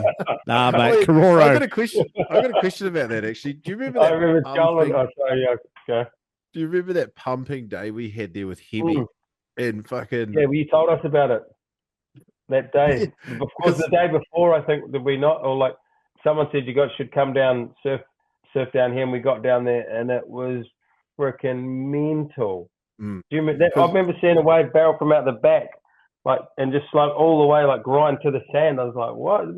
Beaches don't usually do that. That was a random cyclone swell that came down the west coast. Normally it goes down the east coast. And Rossegor. That was the same time as Rossegor, wasn't it? Yeah. That was insanity down there, Rossegor. That was a whole nother. Rossegor. Some of that again, that was gnarly. Like that didn't even. It was a cyclone swell, eh, Hodge? Yep. Yeah. So what? Because we had it a few times down there. But that one day, I think we got it 2 days together. Maybe there was, I don't know. But that one day, I remember just the angle of the swell and the way it was hitting the bank, which was crazy. Yeah, you get those chip-ins on the smaller bits. You know, it's similar to like that end of Blaketown, where down the beach where you get a smaller one and it kind of rises up. Yeah. Oh yeah, this is a bit of cloak and dagger throwing them off. This is when that wave I was telling you about down the beach in my home break. I got to ask her, because you remember that day, and you guys, because I think I rang up Jolin, and because I was by myself, I was like, fuck, get down here now. It's all time. It's pumping. And Jolin goes, bullshit. It's not fucking pumping at all. Whatever. And I said, just drive down here. And so, and I was being a fucking cockhead. And when when I saw Jolin pull up, and then it was like you, Bradley, and Hemi, and like NATO turned up. I was like, oh, we'll fucking hire a crowd. And then like you guys thought I was being serious. And I was like, yeah, no, I remember, Archie, we've been around here way longer. Will you tell them to? Yeah, I remember, like, and then someone was like, yeah, he was joking. I was like, well, what? I remember, yeah, because we go, we all turned up, but we'd been there the day before, and I was trying to say, like, no, like, but you were just doing it jokingly, and I remember, yeah, that was funny. Yeah, I do remember that perfectly. But yeah, because I was like, fuck, I don't want the boys to think I'm trying to lope dog serpentine. You were full snarling us out. No, you were heaving us out. I've got to live up there, right there. See that? He would have said that too. I live around the corner. I'm fucking living around the corner from here. Fuck. I'm fucking tugging the Fenway here, can't I? But the Fenway. Get on out here. Oh, it's so good. That's a funny thing that I got heaps of funny things on the YouTube with people going, I can't believe you'd name names and blow up a spot just for your ego and like full rip into me. And I'm like, oh, dude, like if you can figure this wave out and come surf it and get it on, man, I'm happy. I'll share the lineup with you, bro. Like, come on. Yeah. They don't understand like you could that day, the other day that left at 9 Smiles or wherever it is, but like to get it on like that and to check, there's like 100 times you go there and it's not doing it. Like and then like 100%. and then it's probably doing it when you're not there, but like to get it, it's like I'm happy to share it, like, you know what I mean? Like surf etiquette, no worries, but like you just never get many people out there. You drive from the tip, like from the Rapahoe, then get to Greymouth, and there's to Westport, and there's like so many setups and no one even surfing the whole way down. There's like 70 k's of coastline, just like. I know, dude. I can't. I struggle because unnamed, you know, like. I know. I struggle. I drive that road so often, and I'm just like fucking. Oh, there's a wave. There's a wave. 5 seconds later. On the right day, the right swell, you know, like you know what I mean. Like we're probably surfing some other spot, but there's probably a sick spot there. I reckon if we had a lot of people, there'd be a lot more surfing going on at all those spots, wouldn't there? Yeah. Oh, exactly. Yeah. But absolutely. Hey, like, how good is it that there's not many people here though, too, right? That's right. Yeah. It's good and bad. Like I always struggle with this. I would like the level to be. I would like, and you know, with crowds comes a high level, but also with that high level comes progression. You know, if you're just around, you know what I mean, or like. There's someone on a gnarly day that's taking the goodies, like, hey, that was mine, you shouldn't be here. Like, you know, if you live, I don't know, it can actually lift the game as well, having the exactly. good, you know? You say that, but like, fuck me, there's just literally thousands of surfers in Christchurch, but because the waves are so average and hard to like look good in, there's actually not that many good surfers in Christchurch compared to head count. You know what I mean? Yeah. I don't know. It's hard to like look good too surfing like really shitty waves to it. So like That's what I mean. like jerky and like squiggly and like it's like a lot of kind of acrobatic. It's different. Like you're not kind of flowing. Whereas like on the coast, a lot of the time you get a Blaketown, especially like you're going too fast to kind of do things. It's like slingshots you out. It's always the thing. Fuck. That's why I don't hate. I just drop knee Blaketown when it's like 3 to 4 foot proper wedging. It's so hard to slow down. I'm just outrunning almost every barrel. It's so hard. What you don't see too, like when we think it's like, this is one thing I've noticed with the GoPro too, like when we see it pumping and what we think is perfect barrels, and it is, don't get me wrong, there's so many imperfections and refurbs and wobbles on it that you in like in the GoPro, and then like you skip, and it makes it like much more harder barrel to ride. You go to something like Indo, and when like, and the crazy thing too is like when say 4 to 5 foot day at Blaketown, it would be an 8 foot day on the hour-wise stands up because the size wise too. Like if you're out to the feel the swell moving out there to go on a reef and Indo, it'd be 12 foot. Like like top to bottom though, so it's totally different. But when it's that perfect, you can. It's like it's just so much. I think it's like you can easier to predict what's going to go on, or easier to take off late, knife them because you're not going to catch an edge or something. You know what I mean? But it also makes a better makes you a better all round surfer because it's like you have to navigate constantly. Nothing. It's always a bit wobbly, different, and knifing it makes it good. And then you get to read the lineup, so you know that when that first one's broken, it's taken all the chatter and the refurb off. So the second ones are like cleaner. But then, and then sometimes it has that one in front of it or the one behind it is pushing it, and you can just tell it's going to hit. Double up. That's one of the best feelings. You can see those, and you get anxiety because when you know they're coming at Blaketown on a good day, and it's your turn. It's like, it's like just calm. Like where is it? You feel the water like start to suck out. There's that little one in front of it, right? And you know there's a bigger one behind it, and you feel the water just start to suck out perfectly. It's that familiar feeling, I reckon. I had because I was there last weekend and I felt it. Like, okay, this is actually going to be a fucking sick one before you even see it really form up because it's just that perfect. It's happened so many times, That's what it is, bro. It's about recognizing patterns, really, isn't it? It's like your brain just starts to recognize, okay, next time there's a set, I know that probably wave 2, and then you can see it. You'll see the first wave come, and you don't, as you said, like you don't even get to see the second wave. You just know that that's going to be a good one, and you just instantly you're paddling towards it. Fuck, I love that feeling. Hey, Joel. Yes, bro. Aroha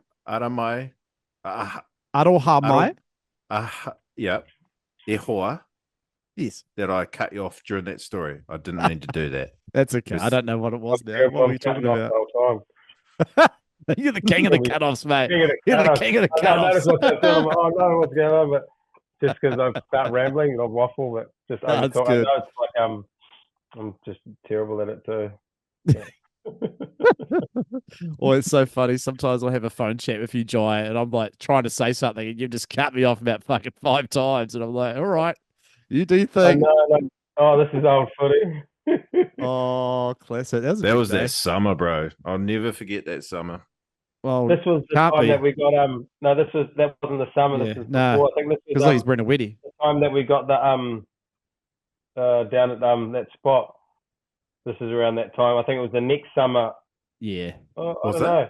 I don't know. I've got footage of us when we're all out there, and it's in the last day of November. It's time stamped on the thing, and we're all in boardies. Oh man, I'll never forget that. And then Bradley sitting out there. It's like a pan shot, and we're all sitting out there in boardies. And that summer, like I can't believe how hot it was out there. Oh, dude, it was crazy.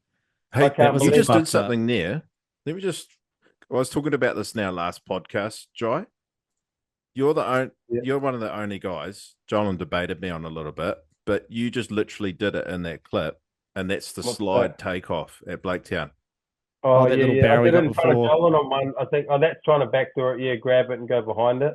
Yeah, but you like slide your fins a little bit when you take off. I think there's one of these videos. I think I did it in front of Jolan, which was like when I went to do the backdoor it, but because of the way that teepee's up, it made a concave, and my board just like disengaged and like slid down, like because of when the waves like not only curving like that, it's curving out like that. That's you know what I mean. So it's bending around. So when I went to knife it, it was like I was rail sliding down the side of the lip because it was like trying to hang on to get like that. Yeah. But yeah. Oh, where's that? Like Cobos or something? No, that was B Oh, that Town would've- just down the beach. Laketown. Yeah, Little well, naughty, fucking little naughty north. little naughty Little naughty northeast. naughties. Yeah, Oh, how's that wetsuit? How's that Oh, wetsuit mate, colour, it was mate? fucking- Bro, that wetty Ah. saved my life in the Catlins. A leopard seal went to kill me, No and when it way. went to bite me, it just was like freaked out because I thought I was poisonous. I guarantee it, bro. Dude, Like, I fucking hate it was those the things, bro. They gnarliest thing. freak me out. Followed me all the way in, bro. It was hectic. That's so heavy. Big and Yeah, gnarly. them- That was in front of Yeah. Stanger and fucking Natty, but it was hectic. It singled me out and went me. I've had a few times at Blackhead and that, like, Ah, they just fucking they freaked gross. me out. Yeah, I've had Don't that like them. out at dinner plates a couple of times with Wowsy. Oh, that's deep water, the sharky. Fucking awful. Yeah. Horrible. They're just Oh. like this one like actually lunged at Wowsy and Wowsy had to put his board up between Oh, him no, and the yeah. seal. Like So you she can't. was It's so like shitty.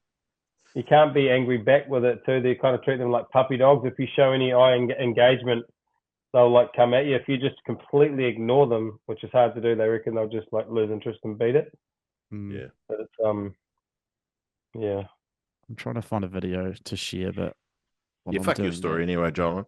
It was I'll shit. tell you another one. The best time that I think I've ever had B Town was when you just come in, and I only went up to Blaketown. I hadn't even seen it because I got asked to come judge the Grommet comp. Of course, I just came in. Fuck. Yeah, and you go, it's all right out there, it's getting better, and you had to go to work. I remember Yeah. telling you, I got photo, and it was it started to do the full like lines, but it had this north line, but it was in the corner, but it was so north that the banks were so like rural edge that it was coming in, and you could time how far back behind you were going to take off.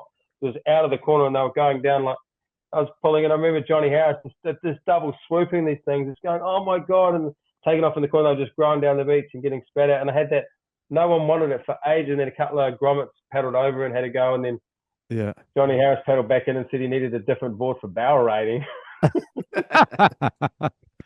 Oi, Power rating. Yeah, Yeah. but that Oh, was that's the funny, but summer. It was this is it. Yeah. It was absolutely cooking. This is the summer, eh? This is the Yeah. summer of summers, man. And that was like What the year fucking was this funnest going into? way. What year did you say this was, Hodgie? 17 was it or 18? I think it was 18. I think it was 18. Well, if it was 17 going into 18, because this is November, Mm. right? Mm. I think you're right. December. Yeah. Yeah, it feels like it's December going 17. into- yeah, so it would be going into the 18, right? And just Yeah, the 'cause we- funnest rippable banks, eh? Oh, that was like our own D-bar. Like it was Yeah. Groundhog Day every day. Every Like day. it was, Just that wait for little- mid and it tide. was cool because that's what it used to be like when I first Yeah. grew up there in the Is that 90s. Isaac? It was like that. Yeah, he was so pumped on this turn. Oh, Yeah. he would have loved that. Yeah. Hero, yeah. He was yeah, that was epic. This yeah. Oh, Oh, Grigzy, Griggamane. Griggamane, Griggamane. Griggamane. Man, the boys pulling it up. Look at this. See these little corn pocket wedgie. Oh, Oh, that hey, bank was on that bank was they every day, and it was those rip balls off the end of the tip. Fuck, low it was tide, so high fun. tide, eh? Oh, Jolly McLeod. oh, Oh, McLeod. Sackman. Look how Sack tan he is. Load. Delete this footage. Delete. I know, I had to put this is sick though. Oh, that wasn't bad, Sackman. Should have pulled up in it though. Oh, Yeah, I missed that Bad. section. look at that was Bradley. Whoa, slow Oh, down. snap That was attack. sick. Hey, for the That was my listeners, favourite headshot. for the people listening out there, we're just having a bit of an egotistical watch on some YouTube clips. So Oh yeah. sorry for everyone listening. We're just having a bit of a. You have to tune into the YouTube. Oh, who's that? You On the check out the GoPro. YouTube. That's awful, Joel. We have to get that on. Where's the footage from that? Ah, Would have I been didn't know there was deleted. such a big section on the boys. It's sick. Would have been. The Oh, this is a good raw one. files. Whoa, how's the wedgie kiss? It's a replay. Cuddy. Oh, Oh. grab rail. And I was the so look jealous. back. I was so Oh. jealous of you that summer, Oh. Joe, because you were just over having a holiday, and fucking we were just coming down for lunchies, and you were at Blaketown all Yeah. day. Oh, Oh, mate, no. I was so jealous too. I took out like I can't remember. I think I bunged back like 10 grand for like me and Hemi, and I was like, Yeah. let's just go to the finishes, bro. It's like just like whatever we want to do. It was so sick. Dude, that was so cool. Who's that? Oh, that's me. Hodgepodge in the house. How's That's this Hodge. Addy Jizer? Yanking it. Oh, whoa. What is it? See, has there been another time at Blaketown like this? Nah, surely It not. has to be, but like earlier days, I don't ever remember. Like I remember surfing in boardies there for a full novelty on Yeah. a real hot day because I couldn't be bothered getting back in a wet wetty and just like doing it and like being able to surf. But No, dude. never feel like I remember that next morning was because I remember the afternoon and I come out in a short arm and it Oh. that was nuts. I come out in a short arm and it was super too hot and I was sweating. Yeah, that was nuts. And then someone was in boardies, and then I thought it was just a full novelty. The water had a warm patch over that day, and I was like, Yeah. oh, whatever. And then the next morning, down there like 8:30, and like we had ready to like film with Hemi, and I'm gonna put the wetty back on, and I literally jumped into the water and started sweating, and I'm like, what? It was just so hot, not even like a novelty hot, not even wanting it. You know how much we want warm water. Yeah. It was freaking warm, and I'm like, oh my god, paddled straight in, took the wetty off. And Yeah. it lasted till into January. But Cobden was cooler. Yeah. How weird was that? Like the currents, and I remember going to It's the Westport, it wasn't currents. warm like that. Because when It you was get a lot like- of south, because the south swell just takes all that river water north with the south swell, so Cobden's always colder because it just takes the river water up that way. Yeah. But look, I've had 20 seasons pretty much in a row at Blaketown summers, and yeah, I can tell you those 2 years in a row were probably the Give me warmest. some more of that. That's all. I'm waiting for another one of those, bro. Like, that was, Dude. and I'm so glad Hemi had. Like, that was the best Yeah. summer I can remember. Like It's it was crazy. like, Like, I've had, like you said before, you do get those novelty days or weeks. I remember a couple of summers where we had like, it was like maybe a 2 or 3 week patch where it was boardies the whole way, but that's about it. Yeah, like you get the odd day, but not like fucking 3 months, dude. That was crazy. That was some mental. of those fishermen were saying that it was like 22 degrees that they were reading because they had to go out further to the tuna.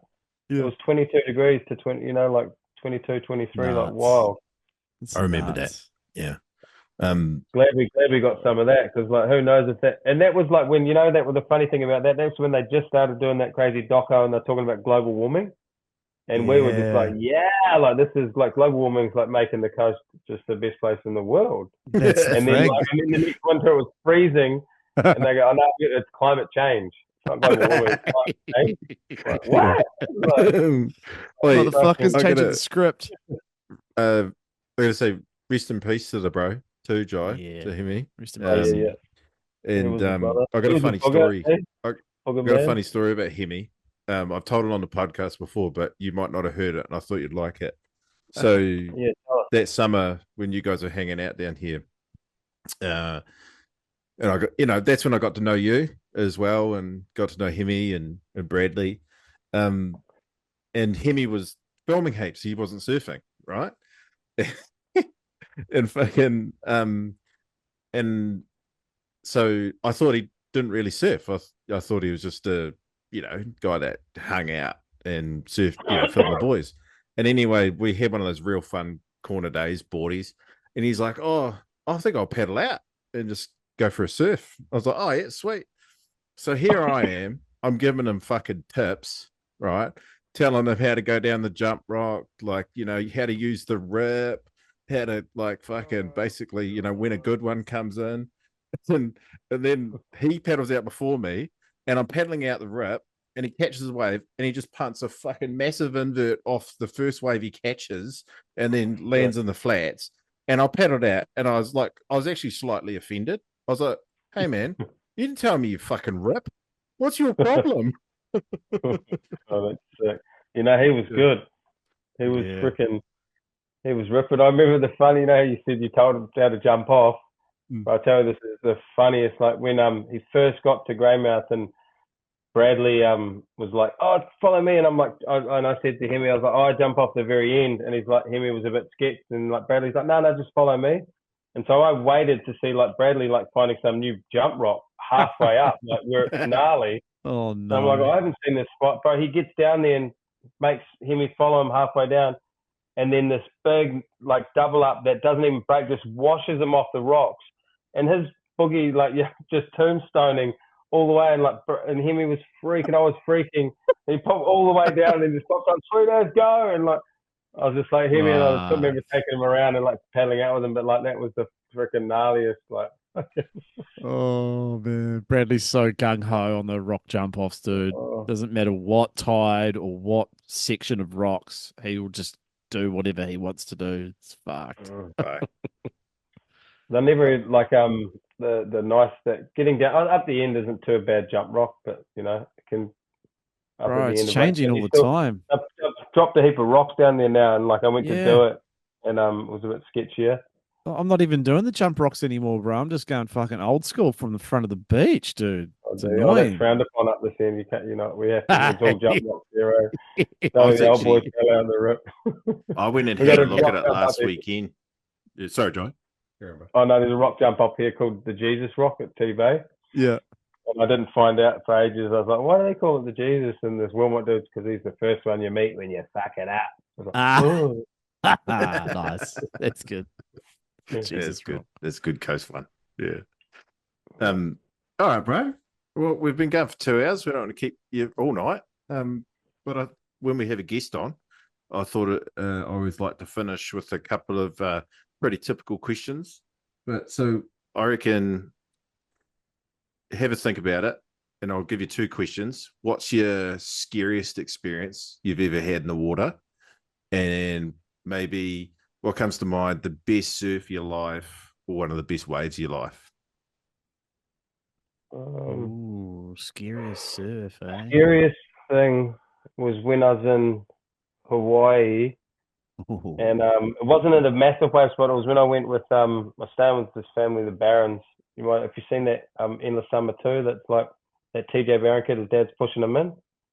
Yep. Anyway, that's the family I was staying with them. They're awesome family though. And because I was staying with them, I was allowed to surf this because Valseyland's a really localized spot, and like it's kind of all gnarly locals, and it kind of wasn't many. Is it with a hose and that surf? V-Land? Yeah, No. yeah, but it's crowded as now. Yeah, V-Land, that's what I surf now. Is that it? That's That looks so fun, that wave. Funnest wave ever. So when I got the Gold Coast, because when I was originally staying with Dingo and the boys at this other house until I got kicked out, you couldn't really go surf there. And when I was staying with this Hawaiian family, I went surfing with him, and it was all good. You know, I got the bus. And anyway, we're out there, and I was having a real good surf, and then this big set come in. It was only like 4 foot, and I paddled super deep, and because I had to get out of the way of someone, and I paddled to get out of the way. And then when the wave broke, I went to duck dive, and it was just like all reef. My hands hit the reef. I was like, oh shit, like that. So I pushed my board away and just like kind of dove. And when I got sucked back, the freaking leg rope wrapped around like a coral head or whatever. So then I'm like getting wedged this way, my board's up there, and it's pulling me. And because I was so panicked and like there was so much water pushing, I couldn't even get to like reach to just under my leggy. I was trying to get to the surface. Do you know what I mean? So I was just trying to swim. And then getting nowhere. Was just here. I could feel my hands above it, but like I was pulling down, and I was so panicked that I couldn't just. And then another wave came and like pulled me even harder, and then like I'm almost like passing out, and then like with in between the push of that, like the I managed to reach down and under the leg. Even worse, when I pop up the next wave, the board just goes doo, and like full just split the middle fin just doink. And I got in, and like I had all these gnarly cuts, but like TJ had Tori's old man said that he said that's happened to like another kid before. Like there's a big coral head that sticks out and get my leg wrapped around it. That was kind of like the scariest, because you almost like, drowned pretty much. Yeah. But the problem, what was the other question? Like that was scary. Your best surf, you've like one that comes to mind where you're just like, this is fucking dream surf, or just a particular wave that's just blowing your cone, you know? Dream surf was the first one that came to my mind then was when I was in France with Dingo as the caddy. And we're down, and he just got knocked out of like pumping like Rossegor in his heat. No. And he was like real mad. And I was like, oh no. And he was like looking real good in the comp, and he just got knocked out by like some like gnarly. And then we got in the car and we drove back, and he goes, oh, and we drove like a half an hour up the beach to like some other crazy beachy. And we pulled out, and he's like, oh, maybe we'll do some footage. And then we got up over the sand dune, and it's like the most perfect, like 4 to 6 foot you've ever seen on the sand, like just mental. And I'm like looking at it, and he's like, and then we walk back and he goes, nah, fuck filming, let's just go surf. And we just surfed out there for freaking hours, and it was just pumping barrels with just me and him. That was pretty sick. When I think about that one. Was that maybe sorry, bro? That was, I don't know where that was. Some beach in France, like maybe like Riviere or like Riviere. Something no, wee, ho, ho. Oh. I was just following around everywhere like a S'il vous plaît, freaking, monsieur. yeah, I love France though, man.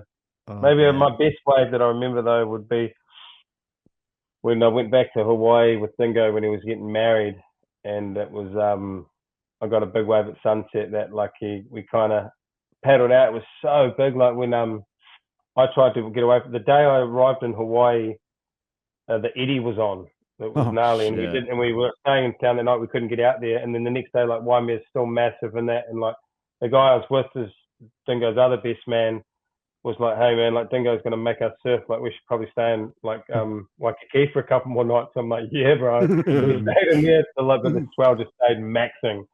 And like when we got back to Turtle Bay Resort, like stayed there that afternoon, like Dingo come in the morning, picked me up at dark, and took us, and we pull up out at Pipe Chicken Pipe, and Pipe's massive, like 12 foot, and it's got like this bit of a wobble to it. It was such a fresh swell, and I'm just freaking out, going, that's so gnarly. And then he's like, oh, it's not probably the best day today. And we went and checked sunset, and we pulled up to sunset, and he's like 10 to 15 foot, and this big thing just marching away, and then just barreling on that in the reef there, just so gnarly. And like, I was like, well, it doesn't even. The guy pulled in, it just looked like, oh my god. And then he's like, yeah, we're out there, it's pumping. And I'm like, oh my god.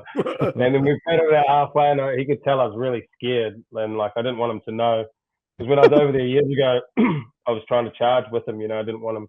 Yeah. But I hadn't been to Hawaii in years, and I was freaking. And I turned around to my other mate, and was like, where's Sammy? And he's like paddling backwards, and then I was like, don't worry about him. And then I was like, and then we get out towards where the lineup is, and then he's like, follow me, and we cut through the middle.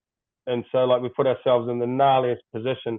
I was like, bro, a set's coming. And he's like, well, I go, we'll be okay here. And I was like, I don't know. I was like, oh.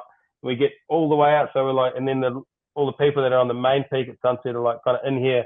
We're out here, and this big set comes in, and it's like the first wave of the set. Like I'm so scared that I'm paddling to get over it. And I'm way in front of Dingo, and Dingo's like I was thinking he was going to go up because it was just such a big gnarly thing. And then he's just screaming at me, go. And I remember like kind of turning around and like only just kind of looked at it and just went there like that. And it just took me in. I was like, no.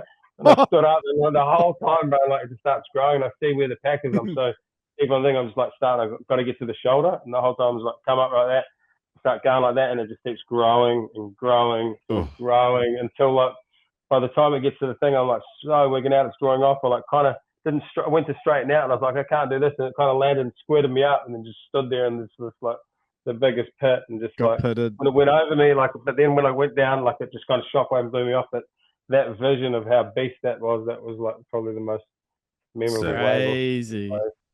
Yeah, And it wasn't even about eating, but it was freaking nuts, and that was freaking. Wow. I got a bit of an elephant brain too. That France comp, was that the final that Andy and Bruce Irons had? Yeah. That was the year we were there. Like on the final day, like because we were staying at the Dingo was really good friends with Bruce, so I was hanging out with those guys all the time and hanging out with Andy.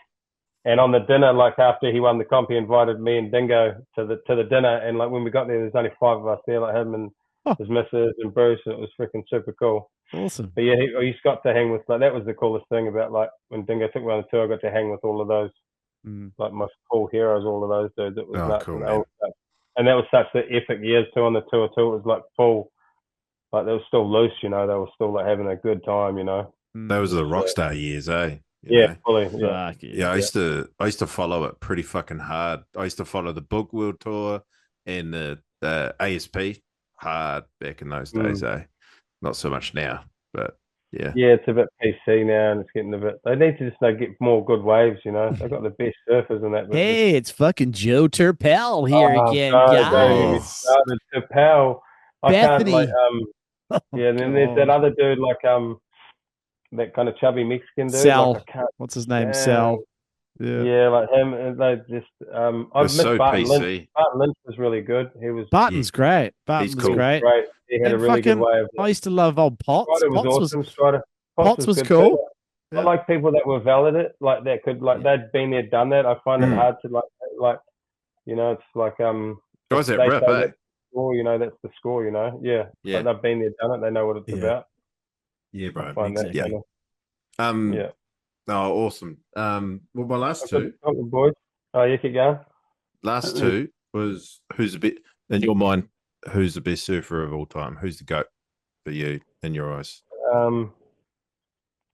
Shit, it's funny how it's Slater for sure. Like for me, he was always my hero. I got the craziest Slater stories, but like another time. But he'd probably be my hero. But when I grew up, like the first like really big dude that I idolized crazy was like Bruce Irons and Chris Ward, and then Andy. Fucking Wardy, he's so good. But Wardo, when I was younger, like, and yeah, he was just so like, he was like 15 years old and just mad and doing the most craziest airs and just yeah, he was kind of huge influence. Corey Lopez, all the Lost videos, I think, had a massive. But before that, it was like definitely Slater, like just Slater, Tom Curran, Tom Carroll, those guys. But yeah. Oh, hey, you got some Kelly Slater stories? Give us one before we go, eh? What's a crazy Slater one? I've got a few goodies, but I've got one includes Nuffy. We've got quite a funny one. Nuffy. Slater caught me stealing. Hey, now listen, you're not allowed to call him Nuffy anymore. He'll be listening to this too, and it's Timothy. Oh, does he not like it's Tim. Okay. No, It's that's Timothy. the old. It's Timothy. It's Timothy. Timothy with the Subaru. He'll be laughing at this right now. He'll be laughing out. Oh no! Joy can call me Nuffy. I wonder if you can remember this. We were it was around. It would have been maybe 95 or 96 when the Terra Pro was coming to town, and when me and Nuffy were like cruising, and we used to go to this one spot to read magazines, and the other one used to wrap the magazines, you couldn't read them, and this one you could stand there and just read all the surf mags. And I was standing in there, and when there was a surf mag, and when I went to walk into where I went to read the mags, usually there was a guy standing there, and he just had his back to me, and I like didn't pay any attention, and I went kind of just over and I saw a surf mag where he was. I grabbed the surf mag, and then I saw that there was a snowboarding magazine and it had all these stickers encased with it. And I was like, this new surf mag I wanted, and I was like, oh, I'm going to I ripped open that snowboard mag, and I freaking took all the stickers out and put them in the surf mag, and as I'm putting them in, I went like this, and that dude's like kind of gives me he can see me stealing, and I was like, whatever. And then I keep going like that, and then I get them in the magazine. I go to the counter, and Tim comes running up to me and goes, Slater's in the store. Kelly Slater's in the store. I was like, no fucking way, where? He goes over there, and I turn around, he's the dude that just busted me like pinching the snowboarding stickers. It's so good, bro. Oh, the first time I saw him in person, this is another good one, was we'd just been surfing D-Bar, and I was staying at Dingo's house when we were real young. And I got on the bike, and I had my bike and like my board in this arm, and like I was in this. I had a freaking weird 10 speed, with the funny like the brakes like that, the kind of horn handles, and I'm board like that. And as I'm going down the hill, because we used to park up, leave our bikes on that little where the surf club bit was, and there's a little gravel hill that goes down into the car park. I'm riding down, and as I'm riding down, I see the tail of a board, and I'm like looking at it, and then I come down, and then I see the Al Mirror, and I get further, and I see the Quicksilver. And then I look, and there's Slater with his wetsuit half down getting changed, and I just slam bad, like the front brake, just bang, just eat it right there on the gravel, just like no feet. He just turns around, just grab my board, everything, run up the top of the hill, and told Dingo like, Slater's here. And he's like, shut up, don't be weird, just chill out. And because Dingo had met Slater before, we ended up going out there surfing with him and that. But they've got heaps of funny stories with him. No, he's that pipe comp that he last won was the fucking coolest shit to ever happen. I don't think anyone could ever, like, at that age, at that level, you know what, the best thing that he still does now is like he shows that you can be at an age and still be insane at like a craft, and like even just how he's doing it shows that you don't have to be super insane, but you can still be like good well into your 50s. Like if he's doing it on the tour, like look at the longevity he's given so many surfers out there. Like it's ridiculous. So he was in the fucking in their 30s back in the day. They were done at the end of their 20s. Surfers were retiring then. Yeah, he was fucking old in the early noughties on the tour. Oh, he's done generations. There's like 3 surfers of generations that have gone through that. He's still there. Like it's so sick. Yeah, man. Nah, it's awesome. Sorry, boys, Joel didn't plug in his laptop. Well done, Joel. No, it was plugged in. What happened? I don't know what happened. It just fucking shut down. It's weird. story. All Probably right. Ghost of the Matrix. Damn it! I just missed. I'm going to have to listen back to the. You need to listen back, mate. I didn't even get up to. I didn't even get to bring the cat top square toe. I guess there's another potty for that. Yeah, I guess I'm happy about that one, mate.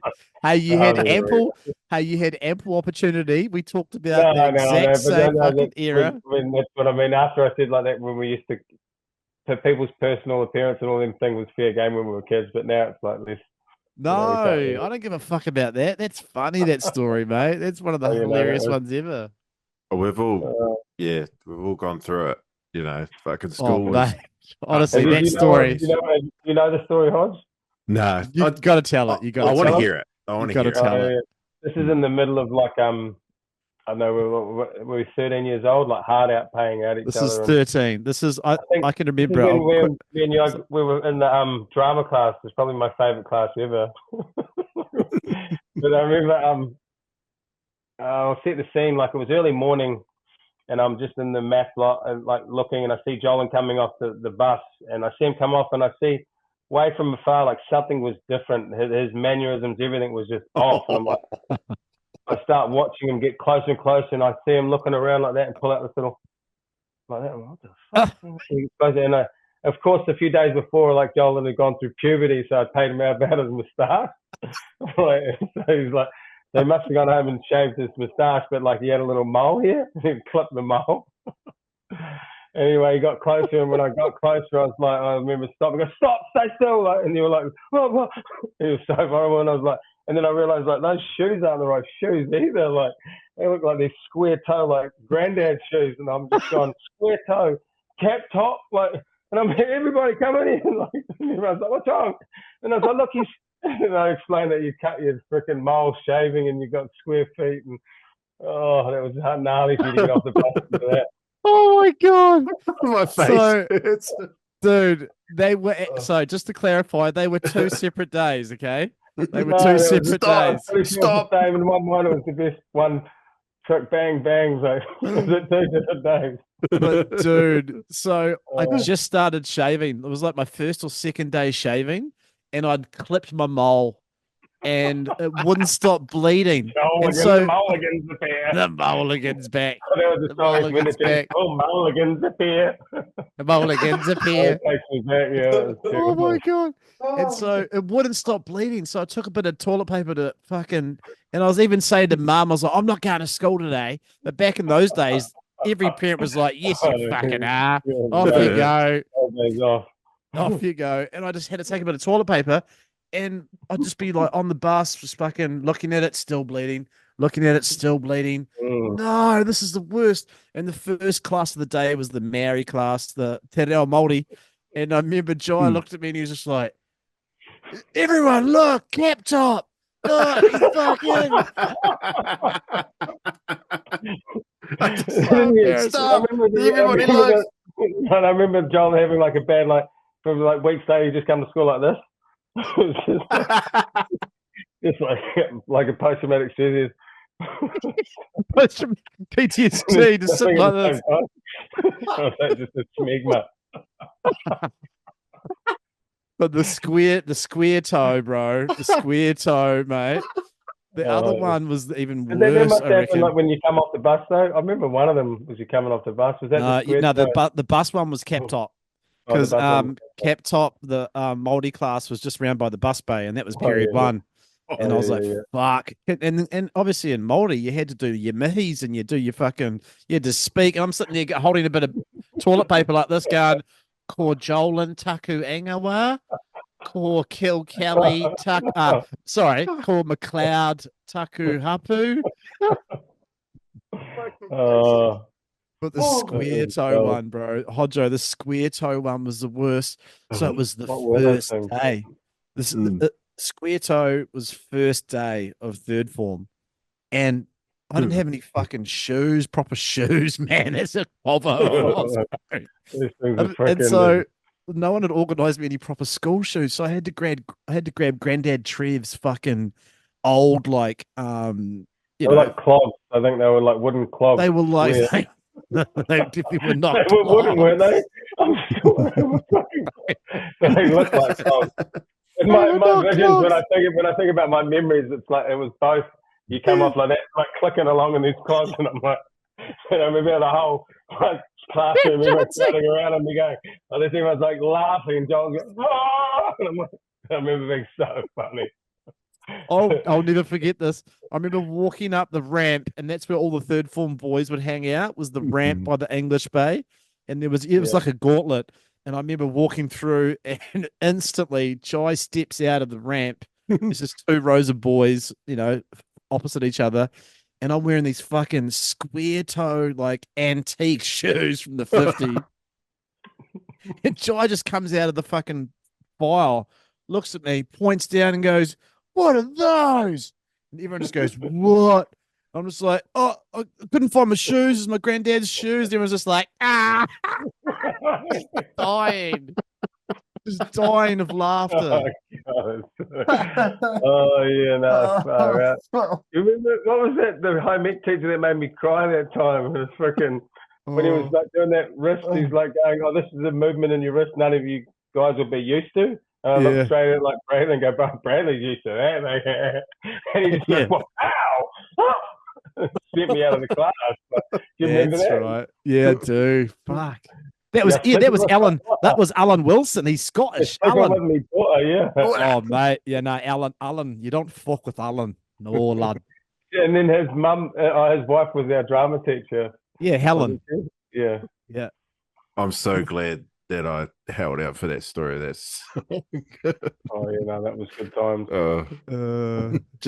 I could just imagine the brutal scenes. Like, Dude, what the fuck? You couldn't have anything out of place, bro. Nothing's out of place. I think it was like the first time going to that intermediate was when I learned about Nike shoes, and like you had to have like on Mufti Day, because there was everyone had to rock the same shit until like Mufti Day you turn up and whatever, and they're like, "What are they?" Like, if you not got a pair of like red, like, "Oh, what? You wore your same school shoes?" Everyone had Barkers back then. Barkers. I used to get. I could never afford them. I always wanted a pair of like real, authentic Vans at Mufti Days, and we couldn't afford them. So Mum used to buy me Airwalks. Oh, that was sick though. Airwalks are mean. Yeah, but everybody pay out because I went to school in Kaikoura and like all the surf kids and skate kids, and everybody wore Vans. Fuck, it used to drive me crazy.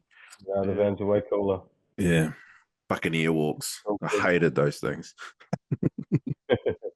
Fuck yeah. Oh, the ones at the intermediate were like those surf, like they were like everyone had kind of got those cool, or high school those roller ones those weird shoes, the like suede ones with the nomads. Remember nomads that melt on summer. They actually would. would. The hacky though, they were the best hacky shack shoes. Oh yeah, nomads are great. The rim, you could do the perfect stall. Nothing could beat my square toes for hacky though. That's so good. So I think we're good. We're going to wrap on that. They actually do have nails in them, though. All right, boys. Thanks, Josh. Thanks for coming on. Check out the Barrel Hunter West Coast. What's your plug on YouTube? West Coast Barrel Hunter. Like and subscribe. Subscribe, mate. Cheers, brother. Thanks heaps. And Jigger Main on Instagram. Jigger Main. Cheers, see you, boy. Later. See you, mate. See you.